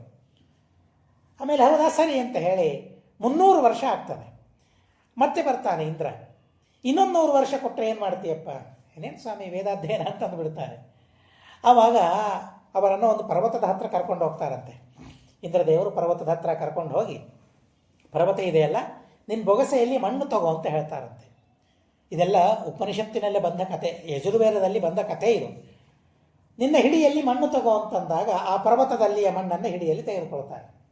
ನೀನು 300 ವರ್ಷ ಕಲಿತ ವೇದಗಳಷ್ಟೇ ಇವೆ ಇಲ್ಲಿ ನಿನ್ನ ಕೈಯಲ್ಲಿ ಬೊಗಸೆಯಲ್ಲಿರುವ ಮಣ್ಣಿನಷ್ಟು ವೇದಗಳು ನೀನು ಅಧ್ಯಯನ ಮಾಡಿದ್ದು. ಇನ್ನು ಓದಬೇಕಾದ ವೇದ ಎಷ್ಟಿದೆ ಗೊತ್ತಾ? ಪರ್ವತದಷ್ಟು. ಹಾಗಾದರೆ ಎಷ್ಟು ವರ್ಷ ಬೇಕು ಅಂತ ಕೇಳ್ತಾರೆ. ಸಾಕು ಸ್ವಾಮಿ, ನಮ್ಮ ಯೋಗ್ಯತೆ ಇಷ್ಟು ವೇದಗಳ ಅಧ್ಯಯನವನ್ನು ಮಾಡಿದ್ದೇವೆ. ಅಷ್ಟು ವೇದಗಳು ಅಂತ ಈ ದೃಷ್ಟಾಂತದ ಮೂಲಕ, ಕಥೆಯ ಮೂಲಕ ತಿಳಿಸ್ತದೆ. ವೇದಗಳು ಎಷ್ಟು ಅಂತ ತಿಳಿಸ್ಬೇಕಾದ್ರೆ ಈ ಕಥೆಯನ್ನು ಹೇಳ್ತಾರೆ. ಅನಂತ ವೈ ವೇದಾಹ, ವೇದ ಹೇಳ್ತದೆ. ವೇದಗಳಿಗೆ ಲೆಕ್ಕ ಇಲ್ಲ, ಅನಂತ ವೇದಗಳು. ಯಾರಿಗಿರಿ ಉಪಯೋಗ ಅಂತ ಕೇಳ್ತೇವೆ? ಬ್ರಹ್ಮದೇವರಿಗೆ ಬೀಳುತ್ತದೆ ಅದು, ಲಕ್ಷ್ಮೀದೇವಿಗೆ ಬೇಕದು ದೇವರ ಸ್ತೋತ್ರ ಮಾಡೋದಕ್ಕಾಗಿ. ಆದರೆ ವಿಚಾರ ಮಾಡಿ, ಆ ಅನಂತ ವೇದಗಳಿಗಿಂತಲೂ ಶ್ರೇಷ್ಠ ಉತ್ತಮ ಮಹಾಭಾರತ. ಏನು ಮಹಾಭಾರತದ ಹಿರಿಮೆ ಅಲ್ಲ? ದೇವರ ನಮಗೇನು ಕೊಟ್ಟಿದ್ದಾನೆ ಅಂತ ನಾವು ದೇವರ ಮೇಲೆ ಆಪಾದನ, ಆಕ್ಷೇಪ, ನಾನಾ ತರಹದ ಮಾತುಗಳನ್ನು ಮಾಡ್ತೀವಲ್ಲ.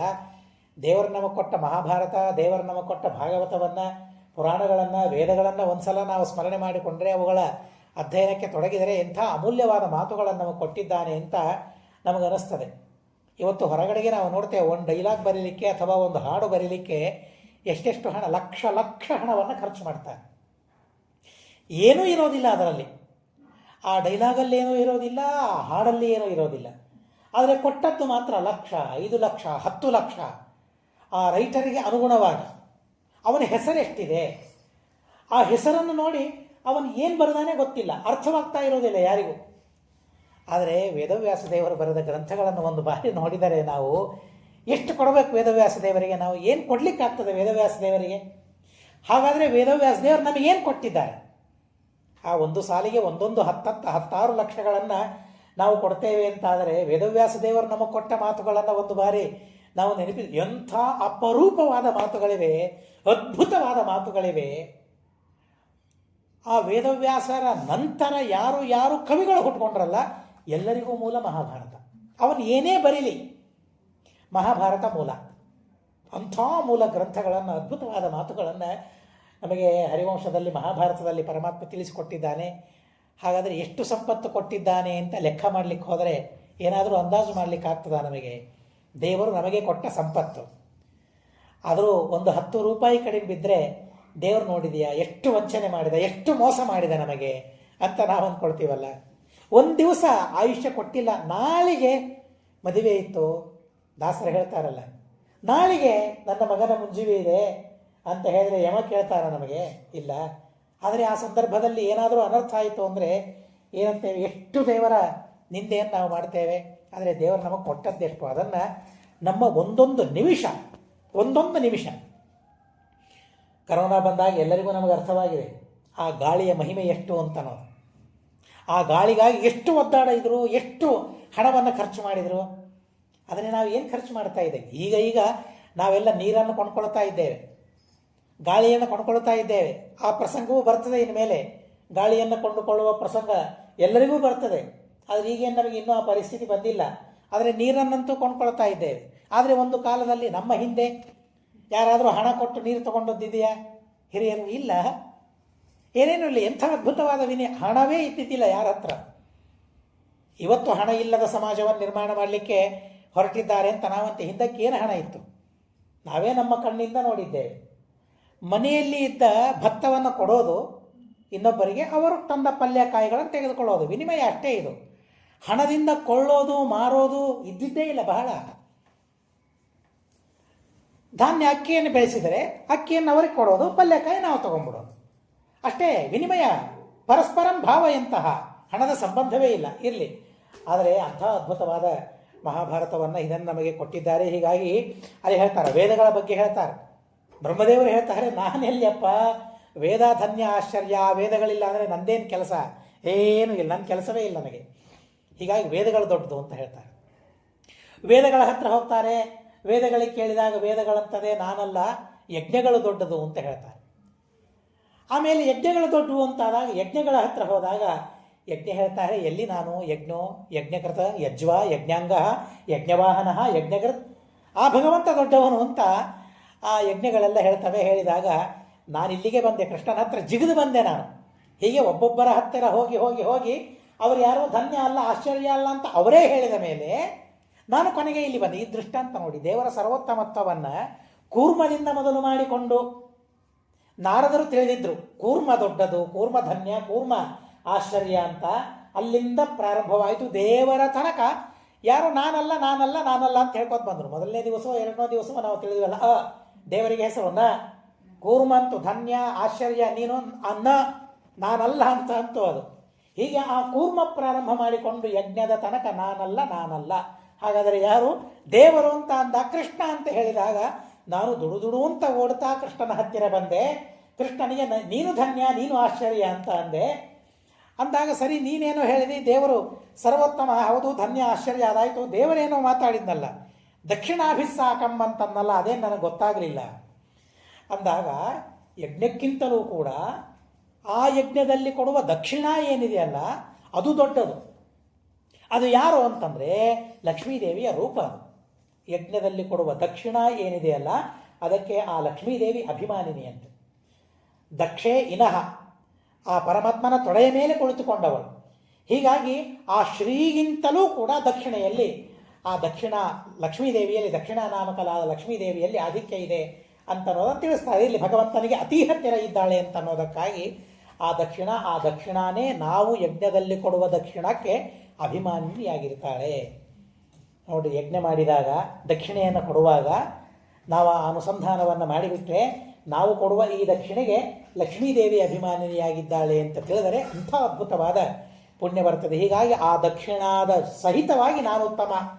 ಬರೀ ಯಜ್ಞದ ತನಕ ನೀನು ನಿಲ್ಲಿಸಿದೆ, ಯಜ್ಞ ಅಲ್ಲ, ಯಜ್ಞದ ಮುಂದೂ ಕೂಡ ಶ್ರೀ ಮತ್ತು ದಕ್ಷಿಣ, ಆ ದಕ್ಷಿಣಾದಿಂದಲೂ ಕೂಡ ನಾನು ದೊಡ್ಡವನಾಗಿದ್ದೇನೆ ಅಂತ ಕೃಷ್ಣ ಪರಮಾತ್ಮ ಹೇಳಿದ.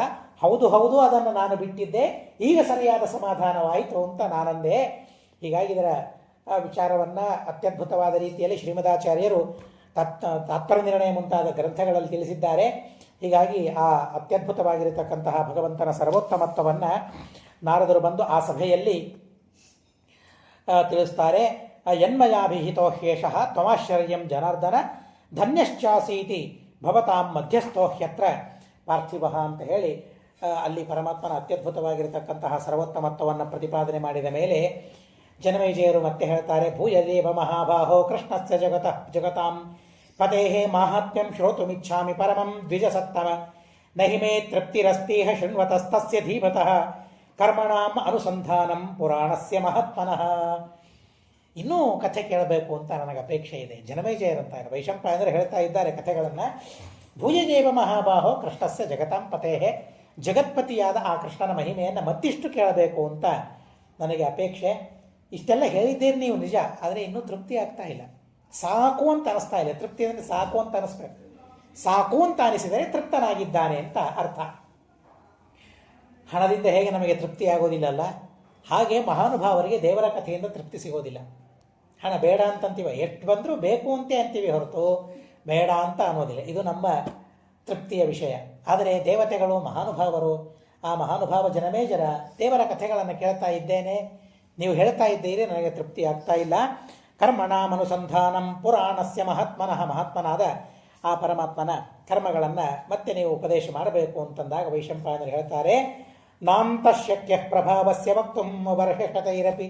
ಏನಪ್ಪ ಇನ್ನೂ ಹೇಳು ಅಂತ ನೀನು ಹೇಳ್ತಾ ಇದ್ದಿ, ಆದರೆ 8 ದಿವಸ ಅಂತ ಹೀಗೆ ನಾನು ಹೇಳೋದು, ಹೀಗೆ ನೀನು ಕೇಳೋದು. ಅಂತೂ ದೇವರ ಎಲ್ಲ ಕಥೆಗಳನ್ನು ಹೇಳಿ ನನಗೆ ಮುಗಿಸ್ಲಿಕ್ಕಾಗ್ತದೆ, ಕೇಳಿ ನಿನಗೆ ಮುಗಿಸ್ಲಿಕ್ಕಾಗ್ತದೆ ಅಂತ ನೀನು ತಿಳಿದಿದ್ದೀಯಾ? ಹಾಗೇನಾದರೂ ನಿನ್ನ ಅಭಿಪ್ರಾಯ ಇದೆಯಾ? ವೈಶಂಪಾಯನರಂತಾರೆ, ಸರ್ವಥಾ ಸಾಧ್ಯವಾಗುವುದಿಲ್ಲ. ನಾಂತಶಕ್ಯ ಪ್ರಭಾವಸ್ಯ, ಪರಮಾತ್ಮನ ಪ್ರಭಾವವನ್ನು ಹೇಳಿ ಮುಗಿಸ್ಲಿಕ್ಕೆ ಸರ್ವಥಾ ಸಾಧ್ಯವಿಲ್ಲ. 8 ದಿವಸ ವರ್ಷತೈರಪಿ, 100 ವರ್ಷಗಳಾದರೂ ಸಾಧ್ಯವಿಲ್ಲ. 100 ವರ್ಷಗಳಾದರೂ ಸರ್ವಥಾ ಸಾಧ್ಯವಿಲ್ಲ. ಈ ಮಹಾಭಾರತ ಇವುಗಳೆಲ್ಲರೂ ಬರುವ ಈ ಒಂದು ವಿಷಯವನ್ನು ತೆಗೆದುಕೊಂಡು ಒಬ್ಬ ಕವಿ ಒಂದು ಸುಂದರವಾಗಿ ದೇವರ ಮಹಿಮೆಯನ್ನು ಹೇಳಬೇಕಾದ್ರೆ ಏನಾದರೂ ಒಂದು ಪ್ಲಾನ್ ಬೇಕಲ್ಲ. ದೇವರ ಮಹಿಮೆ ಬರಿಬೇಕಾದ್ರೆ ಹೇಗೆ ಬರಿಬಹುದು, ಏನು ಬರೆದು ಮುಗಿಸ್ಬಹುದು ಅಂತ ಒಂದು ಆಲೋಚನೆ ಮಾಡಿ ಒಂದು ಸುಂದರವಾದ ಒಂದು ವಿಧಾನವನ್ನು ತಿಳಿಸ್ತಾನೆ. ಅಸಿತಗಿರಿ ಸಮಂ ಸ್ಯಾತ್ ಕಜ್ಜಲಂ ಸಿಂಧು ಪಾತ್ರೆ. ಒಂದು ಬೆಟ್ಟ, ದೊಡ್ಡದಾದ ಬೆಟ್ಟ, ಅಸಿತಗಿ ನೀಲಾಂಜನ ಅಂತ ಕಪ್ಪಾದ ಒಂದು ದೊಡ್ಡದಾದ ಬೆಟ್ಟ. ಆ ಬೆಟ್ಟವನ್ನು ಕೊಟ್ಟಿ ಪುಡಿ ಮಾಡಿ ಅದನ್ನೆಲ್ಲ ಸಮುದ್ರದಲ್ಲಿ ಹಾಕಿ ಕಲಿಸಿ. ಯಾಕೆ? ಇಂಕ್ ಬೇಕಲ್ಲ ದೇವರ ಮಹಿಮೆಯನ್ನು ಬರೀಲಿಕ್ಕೆ. ಏನೋ ಸುಮ್ಮನೆ ಒಂದು ಪೆನ್ನು ಒಂದು ರಿಫಿಲ್ಲು ಸಾಕಾಗೋದಿಲ್ಲ. ದೇವರ ಮಹಿಮೆಯನ್ನು ಬರಿಬೇಕಾದರೆ ಇಂಕ್ ಬೇಕಲ್ಲ. ಸಮುದ್ರದಲ್ಲಿ ಕಪ್ಪು ಬೆಟ್ಟವನ್ನು, ದೊಡ್ಡ ಬೆಟ್ಟವನ್ನು, ಎಲ್ಲ ಬೆಟ್ಟಗಳನ್ನು ಕೊಟ್ಟಿ ಪುಡಿ ಮಾಡಿ ಅದನ್ನು ಸಮುದ್ರದಲ್ಲಿ ಹಾಕಿ ಕಲಿಸಿ ಇಂಕ್ ಮಾಡ್ಕೊಳ್ಬೇಕಂತೆ ಬರೀಲಿಕ್ಕೆ ಒಂದು ಪೆನ್ ಬೇಕಲ್ಲ. ಸುರತರುವರ ಶಾಖ, ಕಲ್ಪವೃಕ್ಷದ ಒಂದು ಟೊಂಗೆ, ಅದನ್ನು ಪೆನ್ ಮಾಡ್ಕೊಳ್ಬೇಕಂತೆ. ಲೇಖಿನಿ, ಸುರತರುವರ ಶಾಖ ಲೇಖಿನಿ, ಬರೀಲಿಕ್ಕೆ ಪೇಜ್ ಬೇಕಲ್ಲ, ಪುಸ್ತಕ ಬೇಕಲ್ಲ. ಬರೀಲಿಕ್ಕೆ ಯಾವುದು ಪುಸ್ತಕ ಅಂತಂದರೆ ನೆಲವೇ ಪುಸ್ತಕ ಅಂತ. ಲೇಖಿನಿ ಪತ್ರ ಮುರುಬಿ, ಬರೆಯೋರು ಯಾರಾದರೂ ಬೇಕಲ್ಲ. ಇದು ಇಟ್ಕೊಂಡು ಸಮುದ್ರದ ಇಂಕನ್ನು ತೆಗೆದುಕೊಂಡು ಸುರತರುವರ ಶಾಖದಿಂದ ನೆಲದ ಮೇಲೆ ಬರೆಯುವಂತಹ ಸಮರ್ಥರು ಬೇಕಲ್ಲ. ಯಾರಿದ್ದಾರೆ ಆ ಸಮರ್ಥರು ಅಂದರೆ ಶಾರದಾ ಲಿಖತಿಯ ದಿಗೃಹೀತ್ವ ಶಾರದಾ ಸರ್ವಕಾಲಂ. ಶಾರದಾ ದೇವಿ, ಸರಸ್ವತೀ ದೇವಿ ಒಂದು ವೇಳೆ ಬರೀಲಿಕ್ಕೆ ಟೈಮ್ ಬಾಂಡ್ ಬೇಕಲ್ಲ. ಎಷ್ಟು ಟೈಮು? ಪರೀಕ್ಷೆಯಲ್ಲಿ ಬರಿಬೇಕಾದ್ರೆ 1 ಗಂಟೆ, 1.5 ಗಂಟೆ, 3 ಗಂಟೆ ಸಮಯ ಕೊಟ್ಟಿರ್ತಾರೆ, ಅಷ್ಟರಲ್ಲಿ ಬರೆದು ಮುಗಿಸ್ಬೇಕು ಅಂತ. ಆದರೆ ದೇವರ ಮಹಿಮೆಯನ್ನು ಬರೀಲಿಕ್ಕೆ ಟೈಮ್ ಕೊಡೋದಿಲ್ಲ. ನೀನು ಎಷ್ಟು ದಿವಸ ಬೇಕು ಅಷ್ಟು ದಿವಸ ತಗೋ. ಶಾರದಾ ಸರ್ವಕಾಲಂ, ಸರ್ವಕಾಲವೂ ಆ ದೇವರ ಮಹಿಮೆಯನ್ನು ಬರೀಲಿಕ್ಕೆ ತಾನು ತೊಡಗಿದರೆ ತದಪಿ ತವ ಗುಣಾನಾಂ ಈಶಪಾರಂ ನಯಾತಿ. ಆದರೂ ಕೂಡ ನಿನ್ನ ಗುಣಗಳನ್ನು ಆ ಶಾರದಾದೇವಿ ಬರೆದು ಮುಗಿಸ್ಲಿಕ್ಕೆ ಸರ್ವಥಾ ಸಾಧ್ಯವಾಗುವುದಿಲ್ಲ ಅಂತ ಆ ಕವಿ ಹೇಳ್ತಾನೆ. ಪಾಪ ಕವಿಗೆ ಗೊತ್ತಿಲ್ಲ, ನೆಲ ಒಂದೇ ಅಂತ ಅವನು ತಿಳಿದಿದ್ದಾನೆ, ಆದರೆ ಅವ್ಯಾಕೃತ ಆಕಾಶವೊಂದು ನಮ್ಮ ಸಿದ್ಧಾಂತದಲ್ಲಿದೆ ಅಂತ ಅವನಿಗೆ ಗೊತ್ತಿಲ್ಲ. ಆ ಪರ್ವತಕ್ಕಿಂತಲೂ ದೊಡ್ಡದಾದ ಕತ್ತಲು, ಕಪ್ಪಾದ ಕತ್ತಲಿದೆ ಅಂತ ಆ ಕವಿಗೆ ಗೊತ್ತಿಲ್ಲ. ಇಲ್ಲಿ ತಿಳಿಸ್ತಾರೆ ಆ ಕತ್ತಲು ಹೇಗಿದೆ ಅಂತ, ಇಲ್ಲಿಯೇ ತಿಳಿಸ್ತಾರೆ ಮುಂದೆ. ಆ ಕತ್ತಲನ್ನು ಚಕ್ರದಿಂದ ಭಗವಂತ ಕತ್ತರಿಸಿಕೊಂಡು ಮುಂದೆ ಹೋದ ಅಂತ ಹೇಳ್ತಾರೆ. ಹೀಗಾಗಿ ಆ ಕಪ್ಪಾದ ಕತ್ತಲೆಯನ್ನು ಸಮುದ್ರದಲ್ಲಿ ಹಾಕಿ, 7 ಸಮುದ್ರಗಳಲ್ಲಿ ಹಾಕಿ ಅದನ್ನು ಅವ್ಯಾಕೃತ ಆಕಾಶದಲ್ಲಿ ಬರಿತಾ ಹೋದರು ಯಾರು? ಲಕ್ಷ್ಮೀದೇವಿ, ಶಾರದಾ ಅಲ್ಲ. ಎಲ್ಲಿ ಶಾರದೆಗೆ ಆಗ್ತದೆ? ನಮ್ಮ ಸಿದ್ಧಾಂತದ ಪ್ರಕಾರ ಹೇಳೋದಾದರೆ ಆ ಲಕ್ಷ್ಮೀದೇವಿ, ಅವಳಿಗೆ ಜನನ ಇಲ್ಲ, ಮರಣ ಇಲ್ಲ. ಹೀಗಾಗಿ ಅದೇ ಕೆಲಸ ಇಟ್ಕೊಂಡು ಲಕ್ಷ್ಮೀದೇವಿ ಬರೀಲಿಕ್ಕೆ ಹೋದರೂ ಸಹ ದೇವರ ಒಂದು ಗುಣದ ಮಹಿಮೆಯನ್ನು ಪೂರ್ಣವಾಗಿ ಬರೀಲಿಕ್ಕಾಗೋದಿಲ್ಲ. ಅದನ್ನು ನಾರಾಯಣ ಪಂಡಿತಾಚಾರ್ಯ ಮಧ್ವವಿಜಯದಲ್ಲಿ ತುಂಬ ಅಪರೂಪವಾಗಿ ತಿಳಿಸ್ತಾರೆ. ನರಮಾಪಿ ಪದಾಂಗುಲೀಲ ಸನ್ನಖಧೂರಾಜದನಂತ ಸದ್ಗುಣಾನ್ ಗಣರೇದ್ ಗಣಯಂತ್ಯನಾರತಂ ಪರಮಾನ್ ಕೋಸ್ಯ ಪರೋ ಗುಣಾನ್ ವದೇತ. ಭಗವಂತನ ಆ ಪಾದಧೂಲಿಗೆ ಇರುವ ಮಹಿಮೆಯನ್ನು ವರ್ಣನೆ ಮಾಡಲಿಕ್ಕೆ ಲಕ್ಷ್ಮೀದೇವಿಗೆ ಆಗೋದಿಲ್ಲ ಅಂತ ಹೇಳ್ತಾರೆ.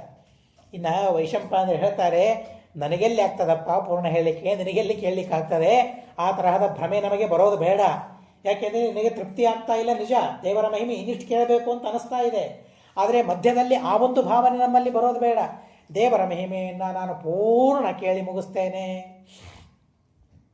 ಹರಿವಂಶವನ್ನು ಪೂರ್ಣ ಹೇಳಿ ಮುಗಿಸ್ತೇನೆ. ಆ ಭ್ರಮೆ ಬಂತು ಅಂತಂದರೆ ಹೇಳಿ ಪ್ರಯೋಜನ ಇಲ್ಲ, ಕೇಳಿಯೂ ಪ್ರಯೋಜನ ಇಲ್ಲ, ಆಗೋದೇ ಇಲ್ಲ.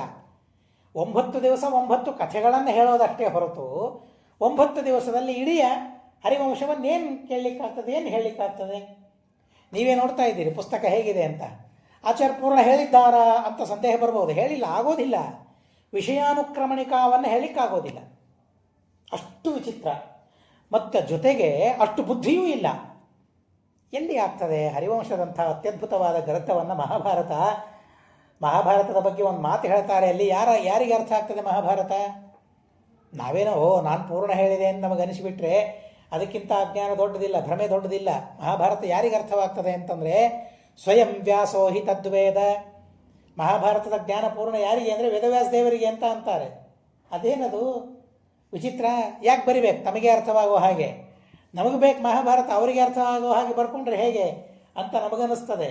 ಆದರೆ ಮಹಾಭಾರತದ ಮಹಿಮೆ ತಿಳಿಸೋದಕ್ಕಾಗಿ ಹಾಗೆ ನಮಗೆ ಅರ್ಥವಾಗೋದಿಲ್ಲ ಅಂತ ಅಲ್ಲ, ಆಗ್ತದೆ. ಅತೀ ಅಲ್ಪ ನಮಗೆ ಅರ್ಥವಾಗೋದು, ಬಹಳ ಅರ್ಥವಾಗೋದೇ ಇಲ್ಲ ನಮಗೆ. ಸ್ವಯಂ ವ್ಯಾಸೋಹಿ ತದ್ವೇದ, ವೇದವ್ಯಾಸದೇವರಿಗೆ ಅದು ಗೊತ್ತು. ಸುಮ್ಮನೆ ಒಂದು ಕಥೆ ನೆನಪಾಗ್ತದೆ. ಒಬ್ಬರು ಸಂಸ್ಕೃತದಲ್ಲಿ ಒಂದು ಶ್ಲೋಕ ಇದೆ, ಸ್ವರಮಪಿ ಲಿಖಿತಂ ಸ್ವರಮಪಿ ನ ವಾಚೇತಿ. ಜಗಳ ಆಡ್ತಾ ಇದ್ರಂತೆ, ಹೆಣ್ಣು ಮಕ್ಕಳು ಜಗಳ ಆಡ್ತಾ ಇದ್ರಂತೆ. ನಮ್ಮ ಯಜಮಾನರು ಬಹಳ ಚೆನ್ನಾಗಿ ಬರೀತಾರೆ, ಹಾಗೆ ಹೀಗೆ ಬರೆಯೋದರ ಬಗ್ಗೆ ಚರ್ಚೆ ನಡೆದಿತ್ತಂತೆ ಹೆಣ್ಣು ಮಕ್ಕಳಲ್ಲಿ. ನಡೆದರೆ ಒಬ್ಬಳು ಹೇಳಿದ್ಲಂತೆ, ನಮ್ಮ ಯಜಮಾನರು ಬರೀತಾರೆ, ಬರೆದರೆ ಅವರೇ ಓದಬೇಕು ಅದನ್ನು, ಇನ್ನೊಬ್ಬರು ಯಾರಿಗೂ ಓದ್ಲಿಕ್ಕೆ ಬರೋದಿಲ್ಲ ಅಂತ ಹೇಳಿದ್ರಂತೆ. ಅದಕ್ಕೆ ಇನ್ನೊಬ್ಬಳು ಹೇಳಿದ್ಲಂತೆ, ನಮ್ಮ ಯಜಮಾನರು ಬರೀತಾರೆ, ಅವ್ರು ಬರೆದ ಮೇಲೆ ಅವ್ರಿಗೂ ಓದ್ಲಿಕ್ಕೆ ಆಗೋದಿಲ್ಲ ಅಂತ ಹೇಳಿದ್ರಂತೆ. ಹಾಗೆ ಆಯ್ತಿದು ಕಥೆ. ವೇದವ್ಯಾಸದೇವರು ಮಹಾಭಾರತ ಬರೆದಿದ್ದಾರೆ, ಯಾರಿಗೆ ಅರ್ಥ ಆಗ್ತದೆ ಅಂದರೆ ಅವರಿಗೆ ಅರ್ಥ ಆಗ್ತದೆ. ಅದೇನು ದೊಡ್ಡ ಸ್ಥಿತಿಯ ಅಂತ ನಮಗೆ ನೋಡ್ಲಿಕ್ಕೆ ಅನ್ನಿಸ್ತದೆ. ಆದರೆ ಮಹಾಭಾರತವನ್ನು ನೋಡಿದಾಗ ನಮಗೂ ಅರ್ಥ ಆಗ್ತದೆ, ಇಲ್ಲ ಅಂತಲ್ಲ. ಆದರೆ ಯಾಕೆ ಮಹಾಭಾರತ ಉತ್ತಮ ಅಂದರೆ ಈ ಕಾರಣಕ್ಕಾಗಿ. ಪೂರ್ಣ ಯಾರಿಗೂ ಅರ್ಥವಾಗೋದಿಲ್ಲ, ವೇದವ್ಯಾಸ ದೇವರಿಗೆ ಅದು ಅರ್ಥ ಆಗ್ತದೆ. ಅಲ್ಲಿಯ ವಿಶೇಷ ರಹಸ್ಯಗಳನ್ನು ವೇದವ್ಯಾಸ ದೇವರು ವಾಯುದೇವರಿಗೆ ಹೇಳ್ತಾರೆ, ಮುಖ್ಯ ಪ್ರಾಣದೇವರಿಗೆ ಹೇಳ್ತಾರೆ ಪ್ರಮೇಯಗಳನ್ನು. ಬ್ರಹ್ಮಾವ ತತ್ಪ್ರಸಾದತಃ, ಭಗವಂತನ ಅನುಗ್ರಹದಿಂದ ಬ್ರಹ್ಮದೇವರಿಗೆ ಮಹಾಭಾರತ ಪೂರ್ಣವಾಗಿ ಅರ್ಥವಾಗಿದೆ. ವೇದೋಕ್ತ ತದನುಕ್ತ, ಭಾರತೋಕ್ತ ತದನುಕ್ತ. ಭಾರತದಲ್ಲಿಯೂ ಇಲ್ಲದೇ ಇದ್ದ ವಿಷಯಗಳ ಜ್ಞಾನ ಬ್ರಹ್ಮದೇವರಿಗೆ ಮುಖ್ಯ ಪ್ರಾಣದೇವರಿಗೆ ಇದೆ ಅಂತ ಅನ್ನೋದನ್ನು ತಿಳಿಸ್ತಾರೆ. ಅಂಥ ಜ್ಞಾನ ನಮ್ಮ ಗುರುಗಳದ್ದು, ಜಗದ್ಗುರುಗಳಾದ ಮಧ್ವಾಚಾರ್ಯರ ಜ್ಞಾನ ಎಂಥದ್ದು ಅಂತಂದರೆ ಅಂಥ ಅದ್ಭುತವಾದ ಜ್ಞಾನ ಅಂತ ಹೇಳ್ತಾರೆ. ಹೀಗಿದೆ ಮಹಾಭಾರತ. ಹೀಗಾಗಿ ಮಹಾಭಾರತವನ್ನಾದರೂ ಏನು ಪೂರ್ಣ ಹೇಳ್ತೇವೆ, ಭಾಗವತವನ್ನಾದರೂ ಏನು ಹೇಳ್ತೇವೆ, ವಿದ್ಯಾವತಾಂ ಭಾಗವತೇ ಪರೀಕ್ಷಾ ಅಂತ ಹೇಳ್ತಾರೆ. ಯಾರಾದರೂ ನಾನು ವಿದ್ಯಾವಂತ ಅಂತ ಗರ್ವ ಇದ್ದರೆ ಮಹಾಭಾರತದ ಯಾವುದೇ ಒಂದು ಶ್ಲೋಕ ಅವನ ಮುಂದೆ ಇಡಿ, ಅವನಿಗೆ ಸಮಸ್ಯೆಯಾಗಿಬಿಡುತ್ತದೆ ಅಂತ ಹೇಳ್ತಾರೆ. ವಿದ್ಯಾವತಾಂ ಭಾಗವತೇ ಪರೀಕ್ಷಾ, ಅಂಥ ದಿವ್ಯವಾದ ಗ್ರಂಥ ಮಹಾಭಾರತ. ಹರಿವಂಶ ಅರ್ಥವಾಗೋದಿಲ್ಲ. ಹೀಗಾಗಿ ಅವರು ಮೊದಲಿಗೆ ಹೇಳಿಬಿಡ್ತಾರೆ, ಆಗೋದಿಲ್ಲಪ್ಪ, ನಾಂತಶಕ್ಯ ಪ್ರಭಾವಸ್ಯ ವಕ್ತುಂ ವರ್ಷಶತೈರಪಿ ಗೋವಿಂದಸ್ಯ ಮಹಾರಾಜ ಶ್ರೂಯತಾಮಿದಂ ಅದ್ಭುತಂ. ಇನ್ನೊಂದು ಅದ್ಭುತವಾದ ವಿಷಯ ಇದೆ, ಹೌದು ಹೇಳಲೇಬೇಕು. ಆ ಅದ್ಭುತವಾದ ವಿಷಯ ನಾನು ಹೇಳ್ತೇನೆ, ಕೇಳು. ಶರತಲ್ಪೇಶಯಾನೇನ ಭೀಷ್ಮೇಣ ಪರಿಚೋದಿತಃ ಗಾಂಡೀವಧನ್ವಾ ಬೀಭತ್ಸು ಮಾಹಾತ್ಮ್ಯಂ ಕೇಶವಸ್ಯಯತ ರಾಜ್ಞಾಂ ಮಧ್ಯೆ ಮಹಾರಾಜ ಜ್ಯೇಷ್ಠಂ ಭ್ರಾತರಮಬ್ರವೀದ್ ಯುಧಿಷ್ಠಿರಂ ಜಿತಾಮಿತ್ರಂ ಇತಿ ತಚ್ಛೃಣು ಕೌರವ. ಭೀಷ್ಮಾಚಾರ್ಯರು ಶರತಲ್ಪದಲ್ಲಿ ಮಲಗಿದ್ದಾರೆ. ಅನೇಕ ತತ್ವಗಳ ಉಪದೇಶವನ್ನು ಅರ್ಜುನಾದಿಗಳು ಪಡೆದಿದ್ದಾರೆ. ಪಡೆದ ಮೇಲೆ ಒಂದು ಸಲ ಭೀಷ್ಮಾಚಾರ್ಯರು ಅರ್ಜುನಿಗೆ ಕೇಳಿದ್ರಂತೆ, ಸ್ವಲ್ಪ ನನಗೊಂದು ಸ್ವಲ್ಪ ರೆಸ್ಟ್ ಕೊಡಪ್ಪ, ಸ್ವಲ್ಪ ಹೊತ್ತು ನಾನೊಂದು ವಿಷಯ ಕೇಳ್ತೇನೆ, ನೀನು ಹೇಳು. ಗೋವಿಂದನ ಒಂದು ಮಹಿಮೆಯನ್ನು, ನೀನು ಬಹಳ ಕೃಷ್ಣನ ಜೊತೆಗೆ ಸಂಚಾರ ಮಾಡಿದ್ದೀಯಲ್ಲ, ಕೃಷ್ಣ ಬಹಳ ಪ್ರಿಯ ಅಲ್ಲ ನಿನಗೆ, ಹೀಗಾಗಿ ಬಹಳ ಸಂಚಾರ ಮಾಡಿದ್ದೀನಿ ನೀನು. ಕೃಷ್ಣನದ್ದೇನಾದರೂ ಒಂದು ಅದ್ಭುತವಾದ ಮಹಿಮೆಯನ್ನು, ನಿನ್ನ ಅನುಭವಕ್ಕೆ ಬಂದ ಒಂದು ಅದ್ಭುತವಾದ ಮಹಿಮೆಯನ್ನು ಹೇಳು. ನಾವು ಕೃಷ್ಣನ ಜೊತೆಗೆ ನೀನಿದ್ದಷ್ಟು ಇಲ್ಲ, ಆದ್ದರಿಂದಾಗಿ ನೀನು ಕಂಡ ಕೃಷ್ಣ, ಅರ್ಜುನ ಕಂಡ ಕೃಷ್ಣ, ಅರ್ಜುನ ಕಂಡ ಕೃಷ್ಣನ ಮಹಿಮೆ ಹೇಳು ಸ್ವಲ್ಪ ನಮಗೇನಾದರೂ ಅಂತ ಭೀಷ್ಮಾಚಾರ್ಯ ಪ್ರಶ್ನೆ ಮಾಡ್ತಾರಂತೆ. ಬೀಭತ್ಸು ಮಾಹಾತ್ಮ್ಯಂ ಕೇಶವಸ್ಯೇತ ಕೇಳಿದಾಗ ಅರ್ಜುನ ಕಥೆಯನ್ನು ಹೇಳ್ತಾನಂತೆ. ಹೇಳ್ತೀನಿ ನೋಡಪ್ಪ ಕಥೆ ಎಂದು. ಒಂದು ಅದ್ಭುತವಾಯಿತು ಕಥೆ. ಆ ಅದ್ಭುತವಾದ ಕಥೆಯನ್ನು ಹೇಳ್ತೇನೆ. ಧರ್ಮರಾಜನನ್ನು ನೋಡ್ತಾ ಹೇಳ್ತಾರಂತೆ. ಯಾಕೆಂದರೆ ಭೀಷ್ಮಾಚಾರ್ಯನ ನೋಡಿ ನನಗೇನು ಹೇಳಲಿಕ್ಕೆ ಆಗ್ತದೆ. ಆ ವೃದ್ಧರು ಕೇಳಿದ್ದಾರೆ, ಆಜ್ಞೆ ಮಾಡಿದ್ದಾರೆ, ಅನುಮತಿ ನೀಡಿದ್ದಾರೆ ಅಂತ ಅನ್ನೋದಕ್ಕಾಗಿ ಹೇಳಬೇಕು. ಆದರೆ ಅವರನ್ನು ನೋಡಿ ಅವರು ಕೇಳಿದ್ದಾರೆ ಅಂತ ಹೇಳಿ ನಿಮಗಾಗಿ ನಾನು ಹೇಳ್ತಾ ಇದ್ದೇನೆ ಅಂತ ಅನ್ನೋ ಭಾವನೆ ಇರಬಾರ್ದು. ಹೀಗಾಗಿ ಸಣ್ಣವರನ್ನು ನೋಡಿ ಹೇಳಬೇಕು. ಹೀಗಾಗಿ ಧರ್ಮರಾಜಾದಿಗಳನ್ನು ನೋಡಿ ಅವರು ಹೇಳ್ತಾರಂತೆ. ಅರ್ಜುನ ಉವಾಚ ಪುರಾಹಂ ದ್ವಾರಕಾಂ ಯಾತಃ ಸಂಬಂಧಿ ನವಲೋಕಕಃ. ನಾನು ಒಂದು ಬಾರಿ ದ್ವಾರಕೆಗೆ ಹೋದೆ. ಯಾಕೆ ಅಂದರೆ ನನ್ನ ಸಂಬಂಧಿಗಳನ್ನು ನೋಡಬೇಕು ಅಂತನೋ ಉದ್ದೇಶ. ಇವೆಲ್ಲ ಸಣ್ಣ ಸಣ್ಣ ಪುಟ್ಟದಾಗಿರತಕ್ಕಂತಹ ನ್ಯಾಯಗಳು, ಇವು ಉಪದೇಶಗಳಿವೆಲ್ಲ, ಇವೆಲ್ಲ ಸಂದೇಶಗಳು. ದೇವರು ಹೌದು ಇಲ್ಲ ಅಂತ ಅಲ್ಲ, ಆದರೆ ನಮ್ಮ ನಮ್ಮ ಬಂಧುಗಳನ್ನು ನೋಡೋದಕ್ಕಾಗಿಯೂ ಮಧ್ಯ ಮಧ್ಯದಲ್ಲಿ ಹೋಗ್ತಾ ಇರಬೇಕು, ಬರ್ತಾ ಇರಬೇಕು. ಇಲ್ಲೇ ಹೋದರೆ ನಾನು ಯಾರು ಅವ್ರು ಯಾರು ಯಾರಿಗೆ ಗೊತ್ತಾಗ್ತದೆ? ಯಾರಿಗೂ ಗೊತ್ತಾಗೋದಿಲ್ಲ. ಬಂಧು ಬಳಗ ಬಂದಿರ್ತಾರೆ, ನಾನು ಯಾರು ಅಂತ ಕೇಳ್ತಾರೆ, ಗೊತ್ತಿಲ್ಲ ಅಂತ ಅಂದ್ಬಿಡ್ತಾರೆ. ಸೋದರ ಮಾವ ಇರ್ತಾರೆ, ಸೋದರ ಅತ್ತೆ ಇರ್ತಾರೆ, ಪರಿಚಯವೇ ಇರೋದಿಲ್ಲ, ಗೊತ್ತೇ ಇರೋದಿಲ್ಲ. ಹೋದರೆ ಬಂದರೆ ಅಲ್ಲ ಪರಿಚಯ ಆಗೋದು. ಹರಿವಂಶ ತಿಳಿಸುವ ಒಂದು ವಿಚಿತ್ರವಾದ ನಮಗೆ ಒಂದು ಸಂದೇಶವನ್ನು ಕೊಡ್ತದೆ. ಬಂಧುಗಳನ್ನು ನೋಡಲಿಕ್ಕೆ ಹೋಗ್ತಾ ಇರಬೇಕು. ಬಂಧುಗಳ ಮೇಲೆ ನಮಗಾಧಾರ ಇರಬೇಕು, ನಮ್ಮ ಮೇಲೆ ಅವರಿಗೆ ಆಧಾರ ಇರಬೇಕು. ಬನ್ನಪ್ಪ ಅಂತೂ ನಮ್ಮ ಮನೆಗೆ ಬರ್ತಾ ಹೋಗ್ತಾ ಇರ್ತಾನೆ, ಪ್ರೀತಿ ಬೆಳೀತದೆ, ಪ್ರೇಮ ಸ್ನೇಹ ಬೆಳೆಸ್ಕೊಳ್ಳೋ ವ್ಯಾಪಾರಿ ಇದು. ಹೋಗ್ತಾ ಬರ್ತಾ ಇದ್ದರೆ ಅದಾಗ್ತದೆ. ಈಗ ಇಂಥ ಸಣ್ಣ ಪುಟ್ಟ ವಿಷಯಗಳನ್ನು ಬರೀ ಹೋದ ಅಂತ ಇಷ್ಟು ಹೇಳ್ಬೋದಾಗಿತ್ತಲ್ಲ, ಅನ್ನೋದಿಲ್ಲ. ಬಂಧೂನಾಂ ಅವಲೋಕ ಸಂಬಂಧೀನ ಅವಲೋಕಕಃ. ಆ ಸಂಬಂಧಿಗಳು ಹೀಗಾಗಿ ಅವರನ್ನು ನೋಡೋದಕ್ಕಾಗಿಯೇ ಹೋಗಿದ್ದಂತೆ ಅವರು. ಅದೇ ಉದ್ದೇಶ, ಬೇರೆ ಉದ್ದೇಶ ಏನೂ ಇಲ್ಲ. ಮದುವೆ ಇದ್ದರೆ, ಮುಂಜುವೆ ಇದ್ದರೆ, ಸಮಾರಂಭ ಇದ್ದರೆ ಹೋಗಬೇಕು ಅಂತ ನಾವು ಅಂದ್ಕೊಳ್ತೇವೆ. ಅಲ್ಲ, ನೋಡಬೇಕು ಅಂತ ಯಾವಾಗ ಅನ್ನಿಸ್ತದೆ ಹೋಗಿ ನೋಡಿ ಬರಬೇಕು. ಇನ್ನೊಂದು ನೋಡಬೇಕು ಅಂತ ಅನ್ನಿಸ್ಬೇಕು, ಭಾವನೆ ಬರಬೇಕು ಮನಸ್ಸಿನಲ್ಲಿ. ನಮ್ಮ ಸಂಬಂಧಿಗಳಲ್ಲ, ನಮ್ಮ ಬಂಧುಗಳಲ್ಲ, ಅವರನ್ನು ನೋಡಬೇಕು ಅಂತ ಮನಸ್ಸಿಗೆ ಅನ್ನಿಸ್ಬೇಕು. ಇಲ್ಲದೆ ಹೋದರೆ ಬಂತೇನು, ಸಂಬಂಧಿಗಳಾಗಿ ಏನು ಬಂತು? ಏನೂ ಬರಲಿಲ್ಲ. ಆದ್ದರಿಂದ ನನ್ನ ಸಂಬಂಧಿಗಳು ಅಂತ ಅನ್ನೋದಕ್ಕಾಗಿ ನಾನು ನೋಡಲಿಕ್ಕೆ ಹೋದೆ. ಹಾಗೆ ಹೋದಾಗ ಒಂದು ಅದ್ಭುತ ನಡೀತು. ನ್ಯವಸಂ ಪೂಜಿತಸ್ತತ್ರ. ನಾನು ಹೋದಾಗ ಅವರು ಎಂಥ ಪೂಜೆಯನ್ನು ನನಗೆ ಮಾಡಿದ್ರು ಗೊತ್ತಾ? ಯದ್ಯಪಿ ಕೃಷ್ಣನ ಸಂಬಂಧಿಗಳವರೆಲ್ಲರೂ ಕೂಡ ಕೃಷ್ಣನ ಮಕ್ಕಳು ಮೊಮ್ಮಕ್ಕಳು, ನನಗೇನು ಪೂಜೆ ಮಾಡಬೇಕಾದ್ರೆ. ಆದರೆ ನಾನು ಹೋಗಿದ್ದೇನೆ ಅಂತ ಎಂಥ ಗೌರವ ನನಗೆ ಅಲ್ಲಿ ಸಿಕ್ತು ಅಂದರೆ, ಬಂಧುಗಳು ಬಾಂಧವರು ಹೇಗಿರಬೇಕು ಅಂತ ಕಲಿಸ್ತದೆ. ಅಲ್ಲೆಲ್ಲರೂ ಕೂಡ ನ್ಯವಸಂ ಪೂಜಿತಸ್ತತ್ರ. ಅಲ್ಲಿ ನನ್ನ ನಿತ್ಯ ಪೂಜೆಯನ್ನು ಮಾಡ್ತಾಯಿದ್ದೆ. ನಾನು ಇರೋ ತನಕ ನನ್ನ ಪೂಜೆಯನ್ನು ಮಾಡ್ತಾಯಿದ್ದೆ. ಪೂಜೆಯಲ್ಲಿ ಲೋಪ ಆಗ್ತಾ ಇರಲಿಲ್ಲ. ದಿನ ದಿನಕ್ಕೆ ಅವರಲ್ಲಿ ಉತ್ಸಾಹ ಹೆಚ್ಚಾಗ್ತಾ ಇರುತ್ತೆ ಹೊತ್ತು ಕಡಿಮೆ ಆಗ್ತಾ ಇರಲಿಲ್ಲ. ನಮ್ಮಲ್ಲಿ ಉಲ್ಟಾ ಆಗಿಬಿಡ್ತದೆ. 2ನೇ ದಿವಸ ಇದ್ದಾನ ಅಂತಂದರೆ ಸ್ವಲ್ಪ ಕಡಿಮೆ ಆಗಿಬಿಡ್ತದೆ ಉಪಚಾರ. ಆದರೆ ಅಲ್ಲಿ ಹಾಗಾಗಲಿಲ್ಲ. ಅತಿಶಯವಾದ ಉಪಚಾರದಿಂದ ನಾನವರಿಂದ ಪೂಜೆಗೊಳ್ತಾ ನಾನಲ್ಲಿ ಇದ್ದೆ ಅಂತ ಹೇಳ್ತಾರೆ. ಬಂಧು ಬಾಂಧವರು ಹೇಗಿರಬೇಕು ಅಂತ ಅನ್ನೋ ಪಾಠವನ್ನು ಬಹಳ ಚೆನ್ನಾಗಿ ಕಲಿಸ್ತಾ ಇದ್ದಾನೆ. ಆದರೆ ಇದು ಮುಖ್ಯವಾಗಿ ಹೇಳಬೇಕಾಗಿಲ್ಲ, ಅವನಿಗೆ ಬೇರೆ ಕಥೆಯೇ ಇದೆ ಅವನಿಗೆ ಹೇಳಬೇಕಾದದ್ದು. ಆ ಸಂದರ್ಭದಲ್ಲಿ ಮಧುಸೂದನ, ಪರಮಾತ್ಮ, ಕೃಷ್ಣ ಒಂದು ಯಜ್ಞವನ್ನು ಮಾಡಬೇಕು ಅಂತ ಸಂಕಲ್ಪವನ್ನು ಮಾಡಿಕೊಂಡ. ಅದು ಎಷ್ಟು? 1 ದಿವಸದ ಯಜ್ಞ, ಏಕಾಹ ಯಜ್ಞ. 1 ದಿವಸದ ಯಜ್ಞವನ್ನು ಮಾಡಬೇಕು ಅಂತ ಕೃಷ್ಣ ಪರಮಾತ್ಮ ಸಂಕಲ್ಪ ಮಾಡಿಕೊಂಡಿದ್ದಾನೆ. ದೇವರು ಮಾಡುವಾಗಲೂ ಕೂಡ ಶಾಸ್ತ್ರದೃಷ್ಟೇನ ಕರ್ಮಣ. ನನಗೆ ಮನಸ್ಸಿಗೆ ಬಂತು, ನಾನು ಮಾಡಿದೆ. ಶಾಸ್ತ್ರ ಯಾವುದನ್ನು ಮಾಡು ಅಂತ ಹೇಳಿದೆ ಅಂಥ ಕೆಲಸವನ್ನು ದೇವರು ಮಾಡ್ತಾನೆ. ಆದರೆ ನಾವು ಮಾತ್ರ ನನಗೇನ್ರಿ ಅಧಿಕಾರ ಇಲ್ಲ ಅಂತ ಅವ್ರು ಹೇಳ್ತಾರೆ. ನನಗೆ ಅಧಿಕಾರ ಇಲ್ಲ ಅಂತ ಹೇಳಿ ಅವ್ರಿಗೇನು ಅಧಿಕಾರ ಅಂತ ನಾವು ಅಂತೇವೆ.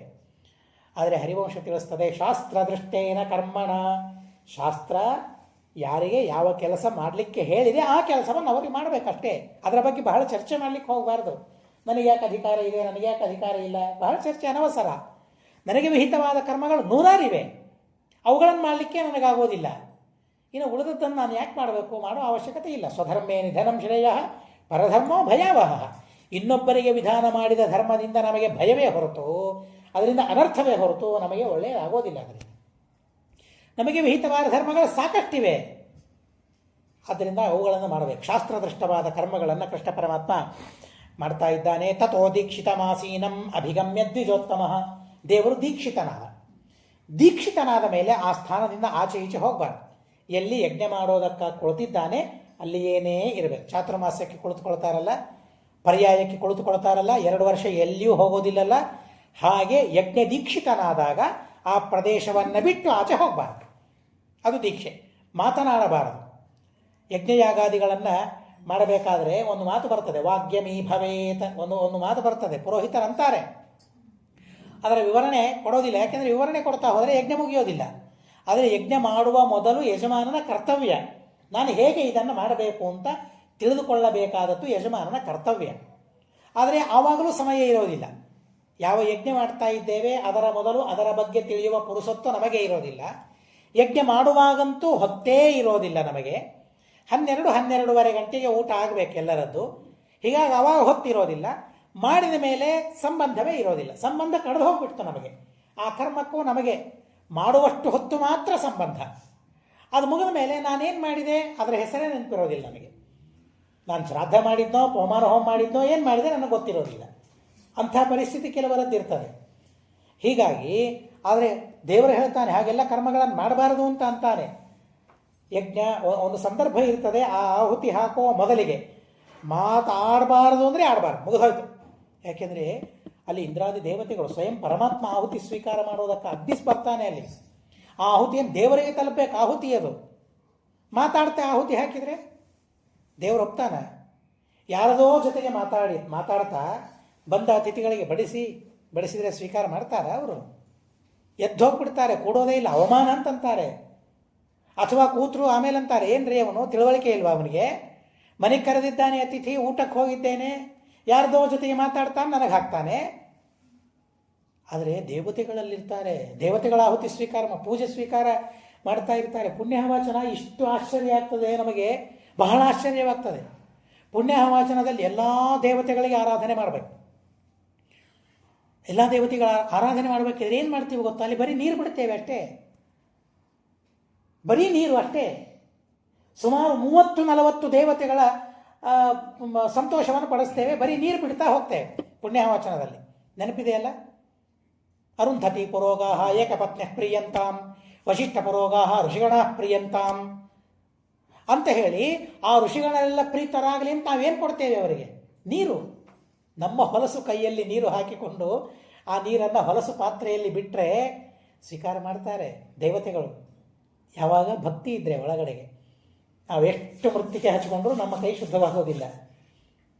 ಆದರೂ ಸಹ ನಾವು ನಮ್ಮ ಶುದ್ಧಿಯನ್ನು ಕಾಪಾಡಿಕೊಳ್ಳಬೇಕಲ್ಲ. ಆ ದೇವತೆಗಳನ್ನು ಬ್ರಹ್ಮದೇವರ ಪ್ರೀತಿಯಾಗಲಿ ಅಂತ ಹೇಳ್ತೇವೆ ನಾವು. ಮರುದ್ಗಣ ಪ್ರಿಯಂತಾಂ ಅಂತ ಹೇಳಿ ಆ ಎಲ್ಲ ದೇವತೆಗಳ ಪ್ರೀತಿಯನ್ನೇ ಬಯಸ್ತಾ ನೀರು ಬಿಡ್ತಾ ಹೋಗ್ತೇವೆ. ಏನಾದರೂ ತಲೆಯಲ್ಲಿ ನಮಗೆ ಲಕ್ಷ್ಯ ಇರ್ತದ, ಯಾರಿಗೆ ನಾನು ನೀರು ಕೊಡ್ತಾ ಇದ್ದೇನೆ, ಯಾವ ಹೆಸರುಗಳು ಬರ್ತಾ ಇವೆ, ಯಾವ ದೇವತೆಗಳು, ಏನು ಕೊಡ್ತಾ ಇದ್ದೇನೆ ನಾನು, ನೀರು. ಇಷ್ಟರಿಂದಲೇ ದೇವತೆಗಳ ಪ್ರೀತರಾಗ್ತಾರಲ್ಲ. ಯಾಕೆ ಪ್ರೀತರಾಗ್ತಾರೆ ಗೊತ್ತಾ? ಏನು ನೀರಿನ ಮಹತ್ವ ಏನು ಗೊತ್ತಾ? ನಾವು ರತ್ನ ಕೊಟ್ಟರೆ ಪ್ರೀತರಾಗೋದಿಲ್ಲ, ಆದರೆ ನೀರು ಕೊಟ್ಟರೆ ಪ್ರೀತರಾಗ್ತಾರೆ. ಯಾಕೆ ಅಂದರೆ ದೇವರು ಸೃಷ್ಟಿ ಮಾಡಿದ್ದು ನೀರದು. ಹೀಗಾಗಿ ಅವರಿಗೆ ನೀರು ಅಂದರೆ ಬಲು ಪ್ರೀತಿ ಅವರಿಗೆ, ದೇವತೆಗಳಿಗೆ. ನೀರಿಗೆ ಅರ್ಕ ಅಂತ ಕರೀತಾರೆ. ಬೃಹದಾರಣ್ಯ ಭಾಷ್ಯದಲ್ಲಿ ಬರುವ ಮಾತು. ಯಾಕೆ ಅರ್ಕ ಅಂತಂದರೆ ಅರ್ಚನಾ ಸಾಧನ ಅಂತೆ ಅದು ನೀರು. ದೇವರು ನೀರನ್ನು ಸೃಷ್ಟಿ ಮಾಡಿದೆ ಯಾಕೆ? ತನ್ನ ಅರ್ಚನೆಗೆ ಸಾಧನವಾಗಲಿ ಅಂಥೇಳಿ ನೀರು ಸೃಷ್ಟಿ ಮಾಡಿದ್ದಂತೆ.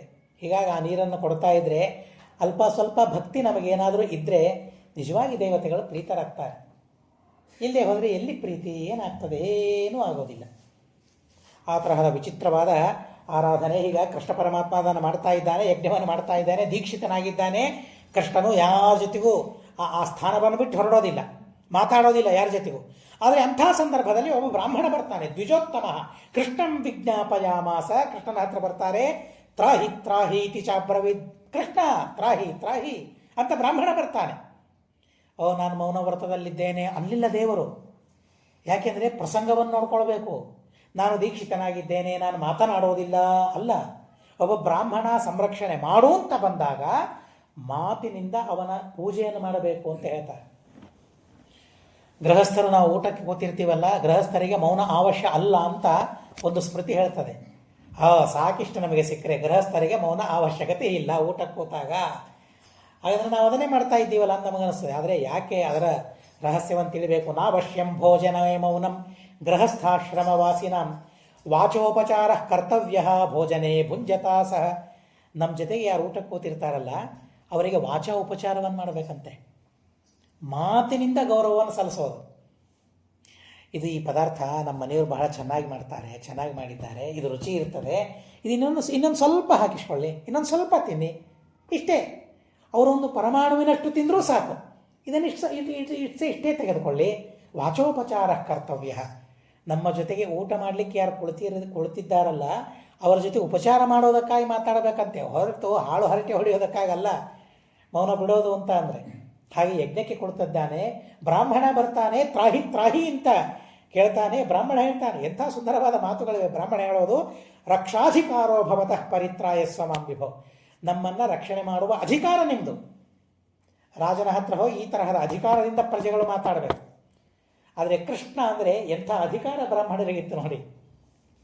ಕೃಷ್ಣನ ಹತ್ರ ಹೋಗಬೇಕಾದ್ರೆ ಸಾವಿರಾರು ಜನರ ಹತ್ರ ಹೋಗಿ ಅವರ ಅನುಮತಿ ಪಡೆದು ಒಳ ಹೋಗುವ ಅವಶ್ಯಕ. ಬ್ರಾಹ್ಮಣ ಬಂದ ಅಂದರೆ ಮುಗಿದ. ಯಾರೇ ಬರಲಿ, ರಕ್ಷಣೆಗಾಗಿ ಬರಲಿ, ಸ್ವೇಚ್ಛ ಅವರಿಗೆ ಪ್ರವೇಶ, ಯಥೇಷ್ಟ ಪ್ರವೇಶ ಅವರಿಗೆ, ಯಾರೂ ತಡೆದು ಹಿಡಿಯಲಿಕ್ಕಿಲ್ಲ. ಎಂಥ ಸಾಮ್ರಾಜ್ಯ, ಎಂಥ ರಾಜರಿದ್ದಾರೆ, ಎಂಥ ಅನುಕರಣೀಯವಾದ ವಿಷಯಗಳನ್ನು ಅವರು ನಮಗೆ ತೋರಿಸಿಕೊಟ್ಟು ಹೋಗಿದ್ದಾರೆ, ಆದರ್ಶವಾದ ವಿಷಯಗಳನ್ನು ತಿಳಿಸಿಕೊಟ್ಟು ಹೋಗಿದ್ದಾರೆ. ಹೀಗಾಗಿ ರಕ್ಷಣಾಧಿಕಾರ ನಿನಗಿದೆ, ಹೀಗಾಗಿ ನನ್ನನ್ನು ರಕ್ಷಣೆ ಮಾಡಬೇಕು. ರಕ್ಷಣೆ ಮಾಡಿದರೆ ಏನು ಸಿಗ್ತದೆ ಅವರಿಗೆ? ಯಾರು ರಕ್ಷಣೆ ಮಾಡುವ ಅಧಿಕಾರ ಇದೆ, ಅವರು ರಕ್ಷಣೆ ಮಾಡಿದರೆ ಏನು ಚತುರ್ಥಾಂಶಂ ಹಿ ಧರ್ಮಸ್ಯ ರಕ್ಷಿತ ಲಭತೆ ಫಲಂ. ರಕ್ಷಣೆ ಮಾಡುವವನಿಗೆ, ಯಾರು ರಕ್ಷಣೆ ಮಾಡಿದ್ದಾನಲ್ಲ ಅವರು ಮಾಡಿದ ಧರ್ಮದಲ್ಲಿ 4ನೇ 1 ಅಂಶ ಅವನಿಗೆ ಬರ್ತದಂತೆ. ರಾಜರಿಗೆ ಹೋಗ್ತದೆ ಅದು. ನಮ್ಮನ್ನು ರಕ್ಷಣೆ ಮಾಡಿದರೆ ನಾವು ಮಾಡಿದ ಪುಣ್ಯದಲ್ಲಿ 4ನೇ ಭಾಗ ಅವನಿಗೆ ಹೋಗ್ತದೆ. ಹೀಗಾಗಿ ನನ್ನನ್ನು ರಕ್ಷಣೆ ಮಾಡು ಅಂತ ಹೇಳ್ತಾನೆ. ವಾಸುದೇವ ಉವಾಚ, ಪರಮಾತ್ಮ ಹೇಳ್ತಾನೆ, ನ ಭೇತವ್ಯಂ ದ್ವಿಜಶ್ರೇಷ್ಠ ರಕ್ಷಾಮಿ ತ್ವಾಂ ಕುತೋ ಭಯಂ. ಅವಶ್ಯವಾಗಿ ನಾನು ರಕ್ಷಣೆ ಮಾಡಿ, ನಿನಗೇನೋ ಭಯ, ಏನು ಭಯವಾಗಿದೆ ಹೇಳು ಬ್ರಾಹ್ಮಣ ಅಂತ ಹೇಳಿದಾಗ ಬ್ರಾಹ್ಮಣ ಹೇಳ್ತಾನೆ, ಅಳ್ತಾ ಹೇಳ್ತಾನೆ, ಜಾತೋ ಜಾತೋ ಮಹಾಬಾಹೋ ಪುತ್ರೋ ಮೇ ಹ್ರಿಯತೆ ನಘ ತ್ರಯೋ ಹೃತಾಶ್ಚತುರ್ಥಂ ತ್ವಂ ಕೃಷ್ಣ ರಕ್ಷಿತುಮರ್ಹಸಿ.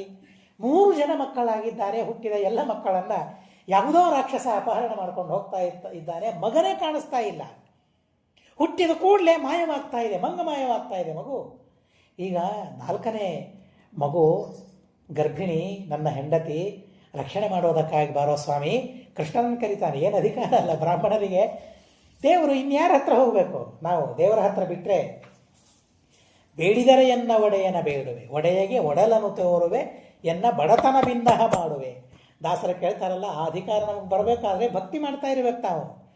ದೇವರ ಭಕ್ತರಾಗಿ ಹಾಕಿ ಕೇಳಿದರೆ ದೇವರ ರಕ್ಷಣೆ ಮಾಡ್ತಾನೆ, ಕೊಡ್ತಾನೆ. ಭಕ್ತಿ ಇಲ್ಲದೆ ಅಧಿಕಾರ ಮಾಡಿದರೆ ಏನಿದೆ ಅದರಲ್ಲಿ? ಹೊಸ ಮನೆಗೆ ಹೋಗಿರ್ತೇವೆ, ಹೋಗಿ ಯಾರ್ದೋ ಮನೆಗೆ ಹೋಗಿ ಅಧಿಕಾರ ಮಾಡ್ತೀವಿ, ನನಗದು ಬೇಕು, ಇದು ಬೇಕು, ಹಾಗಿರ್ಬೇಕು, ಹೀಗಿರ್ಬೇಕು, ಮಾಡಲಿಕ್ಕಾಗೋದಿಲ್ಲ. ಆದರೆ ನಮ್ಮ ಪರಿಚಯದ ಮನೆ ಇದ್ದರೆ, ನನಗೆ ಅವರಿಗೆ ಸ್ನೇಹ ಬಹಳ ಇತ್ತು ಅಂತಂದರೆ ಅಧಿಕಾರ ಮಾಡ್ತೇವೆ. ಅಧಿಕಾರ ಮಾಡಿ ಇದು ಬೇಕು ಅಂತ ಇಸ್ಕೊಳ್ತೇವೆ ನಾವು. ದೇವರ ಹತ್ತಿರ ಆ ಸಂಬಂಧ ನಮಗೆ ಇರಬೇಕು ಅಂತ ಹೇಳ್ತಾರೆ. ನನಗೂ ದೇವರಿಗೂ ಯಾವ ತರಹದ ಸಂಬಂಧ ಇರಬೇಕು ಅಂದರೆ ಅಧಿಕಾರದಿಂದ ದೇವರಿಗೆ ನಾನು ಕೇಳಬೇಕು, ಆ ಅಧಿಕಾರ ನನಗೆ ಸಿಗಬೇಕು ಅಂದರೆ ನಾನು ಭಕ್ತನಂತೆ ಇರಬೇಕು. ನಾನು ಭಕ್ತನಾಗದೆ ಅಧಿಕಾರವನ್ನು ತೋರಿಸಿದರೆ ದೇವರು ಯಾಕೆ ಮಾಡ್ತಾನೆ? ಮಾಡೋದಿಲ್ಲ. ಹೀಗಾಗಿ ರಕ್ಷಣೆ ಮಾಡುವ ಅಧಿಕಾರ ನಿನಗಿದೆ, ರಕ್ಷಣೆ ಮಾಡಿಸಿಕೊಳ್ಳುವ ಅಧಿಕಾರ ನನಗಿದೆ. 4ನೇ ಭಗವಾನ್ ರಕ್ಷಣೆ ಮಾಡು ಸ್ವಾಮಿ ಅಂತ ಹೇಳಿ ಪ್ರಾರ್ಥನೆ ಮಾಡ್ತಾನೆ. ತಥೋ ಮಾಹ ಗೋವಿಂದ ದೀಕ್ಷಿತೋಹಂ ಕ್ರತಾವಿತಿ. ಆಮೇಲೆ ಅರ್ಜುನನಿಗೆ ಸ್ವಲ್ಪ ಸೊಕ್ಕು ಬಂದಿತ್ತಂತೆ, ಅಹಂಕಾರ ಬಂದಿತ್ತಂತೆ. ದೇವೇಂದ್ರ ಏನು ನೋಡ್ರಿ, ಯಾರ ಬಗ್ಗೆ ಎಂತೆಂಥ ಮಾತುಗಳನ್ನು ಹೇಳ್ತಾರೆ. ಹೀಗೆ ದೇವೇಂದ್ರನಿಗೆ ಸೊಕ್ಕು ಬಂದಿತ್ತು ಅಂತ ಹೇಳಿಬಿಟ್ರೆ ವೇದವ್ಯಾಸ ದೇವರನ್ನೇ ಬೈಯುವಂತಹ ಜನ ಇದ್ದಾರೇನೋ ಯಾರಿಗೆ ಗೊತ್ತು. ಇವತ್ತು ಇಂದ್ರನಿಗೆ ಸೊಕ್ಕು ಬಂತು ಅಂತ ಹೇಳಿದ್ರ, ಅರ್ಜುನನಿಗೆ ಸೊಕ್ಕು ಬಂತು ಅಂತ ಹೇಳ್ತೀರಾ ನೀವು ಅಂತ. ರಕ್ಷಾ ಚ ಬ್ರಾಹ್ಮಣೇ ಕಾರ್ಯಂ ಸರ್ವಾವಸ್ಥಾಗತೈರಪಿ. ನಾನಾದರೂ ಯಜ್ಞದಲ್ಲಿ ದೀಕ್ಷಿತನಾಗಿದ್ದೇನೆ, ಯಾವುದೇ ಅವಸ್ಥೆಯಲ್ಲಿ ಇರಲಿ ಬ್ರಾಹ್ಮಣರ ಸಂರಕ್ಷಣೆಯನ್ನು ಮಾಡಬೇಕು, ದೇವರು ಕೊಟ್ಟ ನೀತಿ ಇದು. ಹೀಗಾಗಿ ನಾನೇನು ಮಾಡಲಿ? ಶ್ರುತ್ವಾಹಮೇವಂ ಕೃಷ್ಣಸ್ಯ ವಚೋವೋಚಂ ನರಾಧಿಪ. ಕೃಷ್ಣನ ಮಾತನ್ನು ನಾನು ಕೇಳಿದೆ. ಕೃಷ್ಣ ನಾನು ಹೋಗಲಾ ಅಂತ ನಾನು ಕೇಳಿದ್ದೆ. ಅರ್ಜುನ ಹೇಳ್ತಾ ಇದ್ದೇನೆ, ಸ್ವಯಂ ನಡೆದ ಘಟನೆಯನ್ನು ಹೇಳ್ತಾ ಇದ್ದೇನೆ. ಏನಾದರೂ ಮಹಿಮೆಯನ್ನು ಹೇಳುವಂತೆ ನೀನು ಕೇಳಿದೆಯಲ್ಲ, ಹೇಗೆ ನಾನು ಹೇಳ್ತಾ ಇದ್ದೇನೆ. ಆಮೇಲೆ ನಾನು ಕೇಳಿದೆ, ಕೃಷ್ಣ ನಾನು ಹೋಗಲಾ, ನನ್ನ ಆದೇಶ ಮಾಡ್ತೀಯಾ? ನನಗೆ ಆದೇಶ ಮಾಡು, ನಾನು ಹೋಗ್ತೇನೆ. ದ್ವಿಜಂ ಭಯಾತ್, ಏನೇ ಭಯ ಇದ್ದರೂ ನಾನು ಪರಿಹಾರ ಮಾಡ್ತೇನೆ ಅಂದಾಗ ಕೃಷ್ಣ ನಕ್ಕನಂತೆ. ಆ ನಗುವಿಗೆ ಅರ್ಥ ನನಗೆ ಅವಾಗ ಗೊತ್ತಾಗಲಿಲ್ಲ ಏನು ಅಂತ. ಆದರೆ ಈಗ ಅದನ್ನು ನೆನೆಸ್ಕೊಂಡ್ರೆ ಭಯವಾಗ್ತದೆ ನನಗೆ ಅಂತ ಅರ್ಜುನ ಅಂತಾನೆ. ಅವಾಗ ಕೃಷ್ಣ ನಕ್ಕ. ಸ್ಮಿತಂ ಕೃತ್ವ ಮಾಮುವಾಚ ಜನಾರ್ದನ. ನನ್ನ ಜೊತೆಗೆ ಮಾತಾಡಿದ ಕೃಷ್ಣ ಏನಂತ, ರಕ್ಷಸೀತ್ಯೇವ ಮುಕ್ತಸ್ತು ವ್ರೀಡಿತೋಸ್ಮಿ ನರಾಧಿಪ.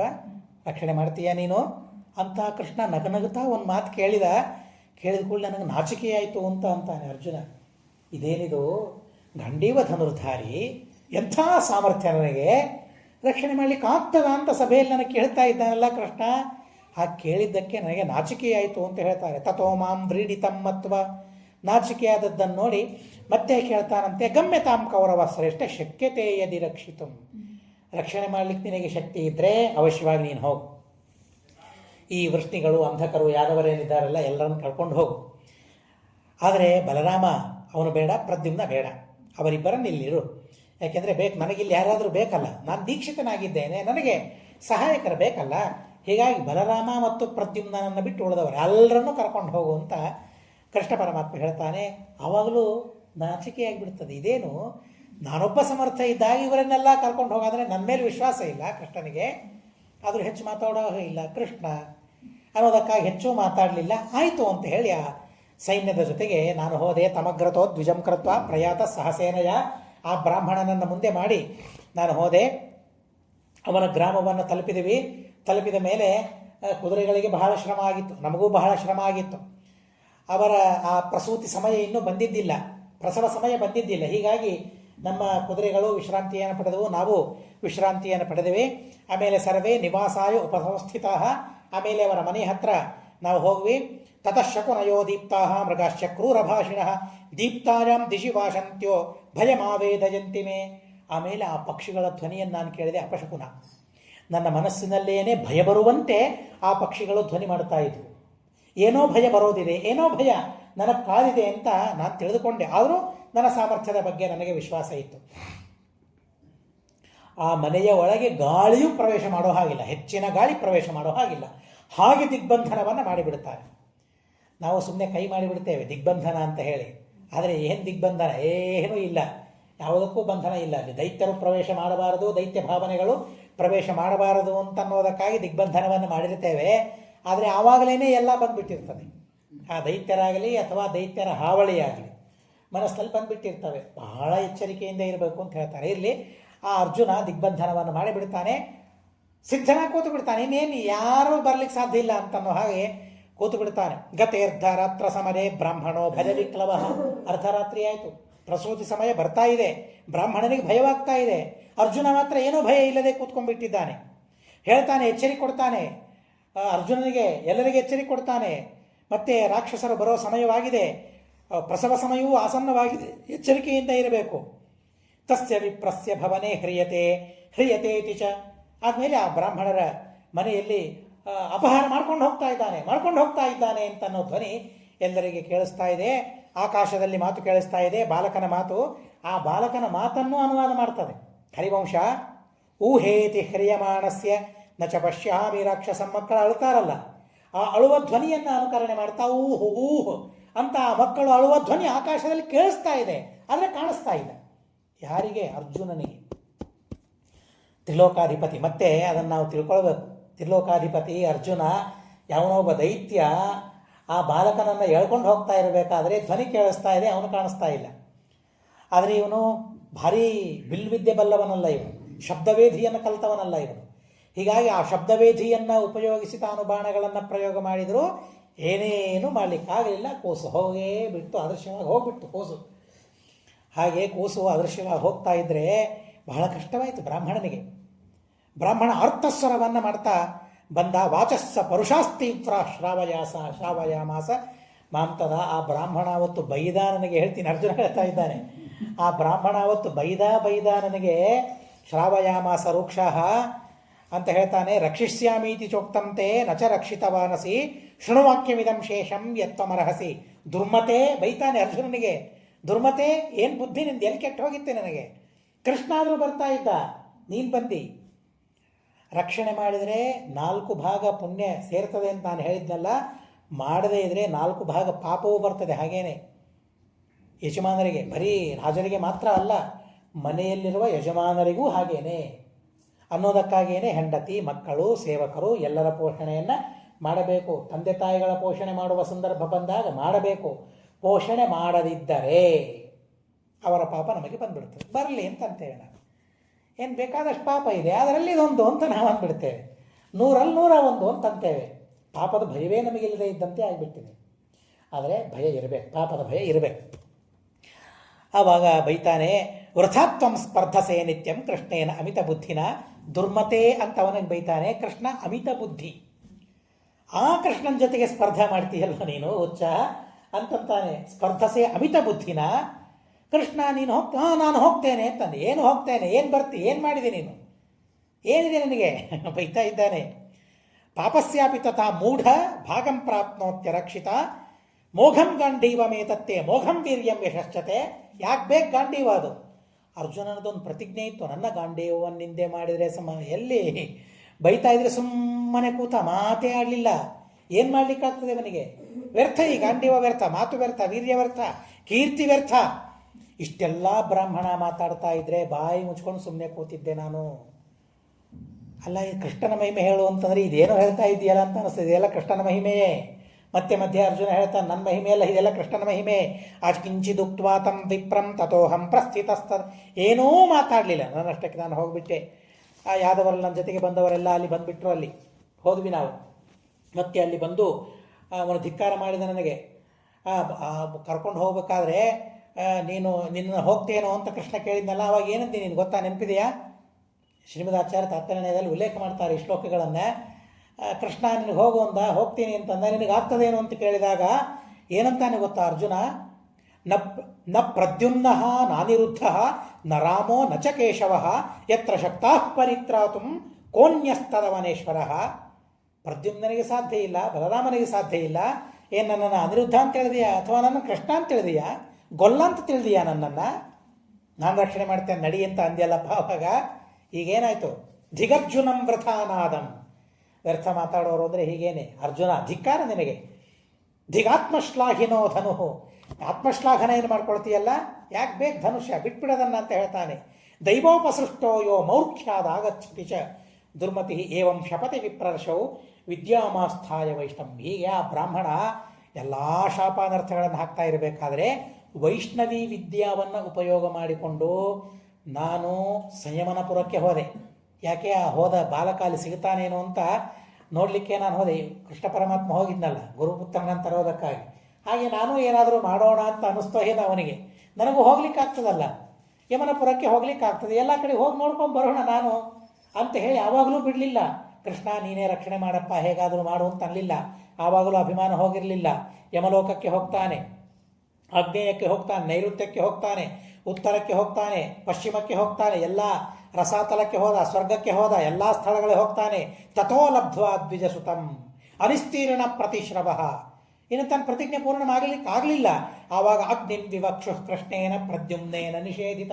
ಅಗ್ನಿ ಪ್ರವೇಶ ಮಾಡ್ತೇನೆ ನಾನು ಅಂತ ಹೊರಟ ಅರ್ಜುನ. ಕೃಷ್ಣ ಇದ್ದಿದ್ದಿಲ್ಲ ಅಂತಂದರೆ ಅರ್ಜುನನಿಗೆ ಎಷ್ಟೆಷ್ಟು ಅಪಾಯಗಳು ಇದ್ದವು ನೋಡಿ. ಒಬ್ಬ ಕೃಷ್ಣ ಇದ್ದಿದ್ದಿಲ್ಲ ಅಂದರೆ. ಆದರೆ ಇಡೀ ಮಹಾಭಾರತದಲ್ಲಿ ಭೀಮಸೇನ ದೇವರಿಗೆ ಇಂಥ ಪ್ರಸಂಗಗಳು ಬರಲಿಲ್ಲ. ಯಾರೋ ಬಂದು ಕೈ ಹಿಡಿದು ತಡೆಯೋ ಪ್ರಸಂಗ ಬರಲೇ ಇಲ್ಲ ಭೀಮಸೇನ ದೇವರಿಗೆ. ಇದು ಭೀಮಾರ್ಜುನರಲ್ಲಿ ಇರೋ ವ್ಯತ್ಯಾಸ. ಅದನ್ನು ನಾವು ಮಹಾಭಾರತದಲ್ಲಿ ತಿಳ್ಕೊಳ್ಬೇಕು. ತಡಿತಾರೆ ಕೃಷ್ಣ ಮತ್ತು ಪ್ರದ್ಯುಮ್ನ, ನಿನಗೇನು ಬ್ರಾಹ್ಮಣ ಮಗ ಬೇಕಲ್ಲ, ನಾನು ತೋರಿಸ್ತೇನೆ ನಡಿ ಅಂತ ಹೇಳಿ ರಥ ಸಿದ್ಧ ಮಾಡು ಅಂತ ಹೇಳ್ತಾನೆ. ದಾರುಕನಿಗೆ ಸಿದ್ಧ ಮಾಡ್ತಾರೆ. ಸುಗ್ರೀವ, ಶೈಬ್ಯ, ಮೇಘಪುಷ್ಪ, ಬಲಾಹಕ ಅಂತ ಕುದುರೆಗಳ ಹೆಸರು, ಕೃಷ್ಣನ ಪರಮಾತ್ಮನ ಕುದುರೆಗಳ ಹೆಸರು. ದಾರುಕ ಬರ್ತಾನೆ. ದಾರುಕ ಬಂದಾಗ ನೀನು ಬೇಡ ಅಲ್ಲಿ ಬರೋದು ಅಂತ ಹೇಳ್ತಾನೆ.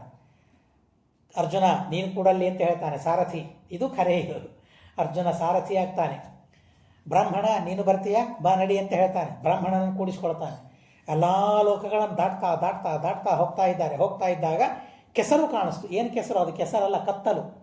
ಕತ್ತಲು ಕೆಸರಿನಂತೆ ಇದೆ, ಹೋಗ್ತಾ ಇಲ್ಲ. ಆದರೂ ಪರಮಾತ್ಮನ ಸಂಕಲ್ಪದಿಂದ ಹೋಯಿತು. ಮುಂದೆ ಬೆಟ್ಟದಂತೆ ನಿಂತು ಬಿಟ್ಟಿದೆ ಕತ್ತಲು. ಆ ಕತ್ತಲನ್ನು ತನ್ನ ಚಕ್ರದಿಂದ ಕತ್ತರಿಸಿ ಬಿಡ್ತಾನೆ ಪರಮಾತ್ಮ. ಎಲ್ಲ ಪರ್ವತಗಳನ್ನು ದಾಟಿ, ಎಲ್ಲ ಪ್ರದೇಶಗಳನ್ನು ದಾಟಿ ಕೊನೆಗೆ ಯಾವುದೋ ಒಂದು ಲೋಕಕ್ಕೆ ಹೋದ.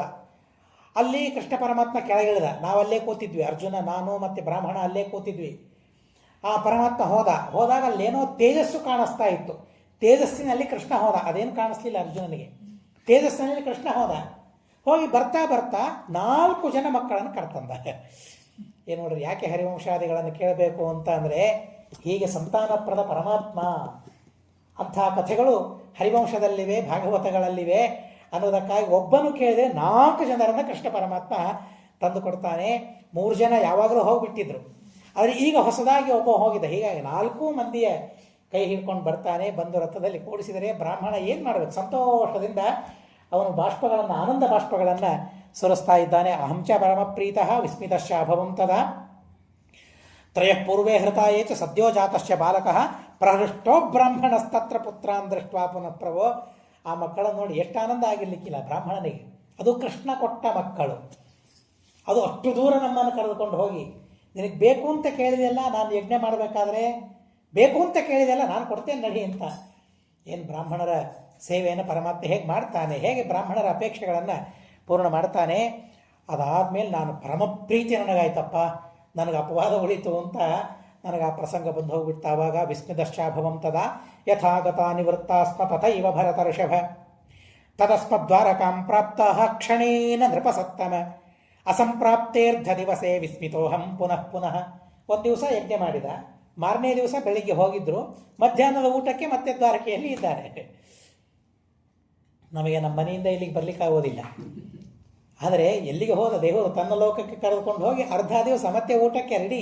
12 ಗಂಟೆಗೆ ಊಟ ಮಾಡಬೇಕಲ್ಲ ಅರ್ಜುನ, ನನಗೆ ನಾನು ಕರ್ಕೊಂಡು ಹೋಗ್ತೇನೆ. ಯಾರು ಕರ್ಕೊಂಡು ಹೋದದ್ದು? ಯಾರು? ಅರ್ಜುನಗೆ ಆ ಭ್ರಮೆ ನಿವಾರಣೆ ಆಗಬೇಕಾಗಿತ್ತು. ಏನು ಕತ್ತಲು, ಅಲ್ಲಿ ನಡೆಸಲಿಕ್ಕಾಗಲಿಲ್ಲ, ಮುಂದೆ ಹೋಗಲಿಕ್ಕಾಗಲಿಲ್ಲ. ಆ ಕತ್ತಲು ಕೆಸರಿನಲ್ಲಿ ಮುಂದೆ ಹೋಗಲಿಕ್ಕಾಗಲಿಲ್ಲ. ದೇವರ ಸಾಮರ್ಥ್ಯದಿಂದ ಹೋದೆ. ಅಲ್ಲಿ ತೇಜಸ್ವಿ ಯಾರು ಅಂತ ತಿಳಿಲಿಕ್ಕಾಗಲಿಲ್ಲ. ಇಷ್ಟೆಲ್ಲ ಕೃಷ್ಣ ಅಂತ ನನಗೆ ಅರ್ಥವಾಗಲಿಲ್ಲ. ಹೇಗೆ ಕೊನೆಯಲ್ಲಿ ಗೀತೆಯಲ್ಲಿ ಹೇಳ್ತಾನೆ, ಅರ್ಜುನ ಹೇಳ್ತಾನೆ, ಸಖೇತಿ ಮತ್ವಾ ಪ್ರಸಭಂ ಯದುಕ್ತಂ ಹೇ ಕೃಷ್ಣ ಹೇ ಯಾದವ ಹೇ ಸಖೇತಿ ಅಜಾನತಾ ಮಹಿಮಾನಂ ತವೇದಂ ಮಯಾ ಪ್ರಮಾದಾತ್ ಪ್ರಣಯೇನ ವಾಪಿ ಯಚ್ಚಾಪಹಾಸಾರ್ಥಮಸತ್ಕೃತೋಸಿ. ಅಸತ್ಕಾರ ಮಾಡಿದ್ದೆ, ನಿನಗೆ ಪೂಜೆ ಮಾಡಿಲ್ಲ, ನನ್ನನ್ನು ಕ್ಷಮೆ ಮಾಡು ಪರಮಾತ್ಮ ಅಂತ ಗೀತೆಯಲ್ಲಿ ಕೃಷ್ಣ ಪರಮಾತ್ಮ ಅಲ್ಲಿ ಕೇಳಿಕೊಳ್ತಾನೆ. ಹಾಗೆ ಮತ್ತೆ ಮಧ್ಯಾಹ್ನ ಊಟಕ್ಕೆ ನಾವಲ್ಲಿದ್ದು ಬಿಟ್ಟಿದ್ದೇವೆ. ಬರೀ ಊಟಕ್ಕಿರೋದು ಮಾತ್ರ ಅಲ್ಲ, ಸಪುತ್ರಂ ಭೋಜರಿತ್ವಾತು ದ್ವಿಜಂ ಕೃಷ್ಣೋ ಮಹಾಯಶಃ.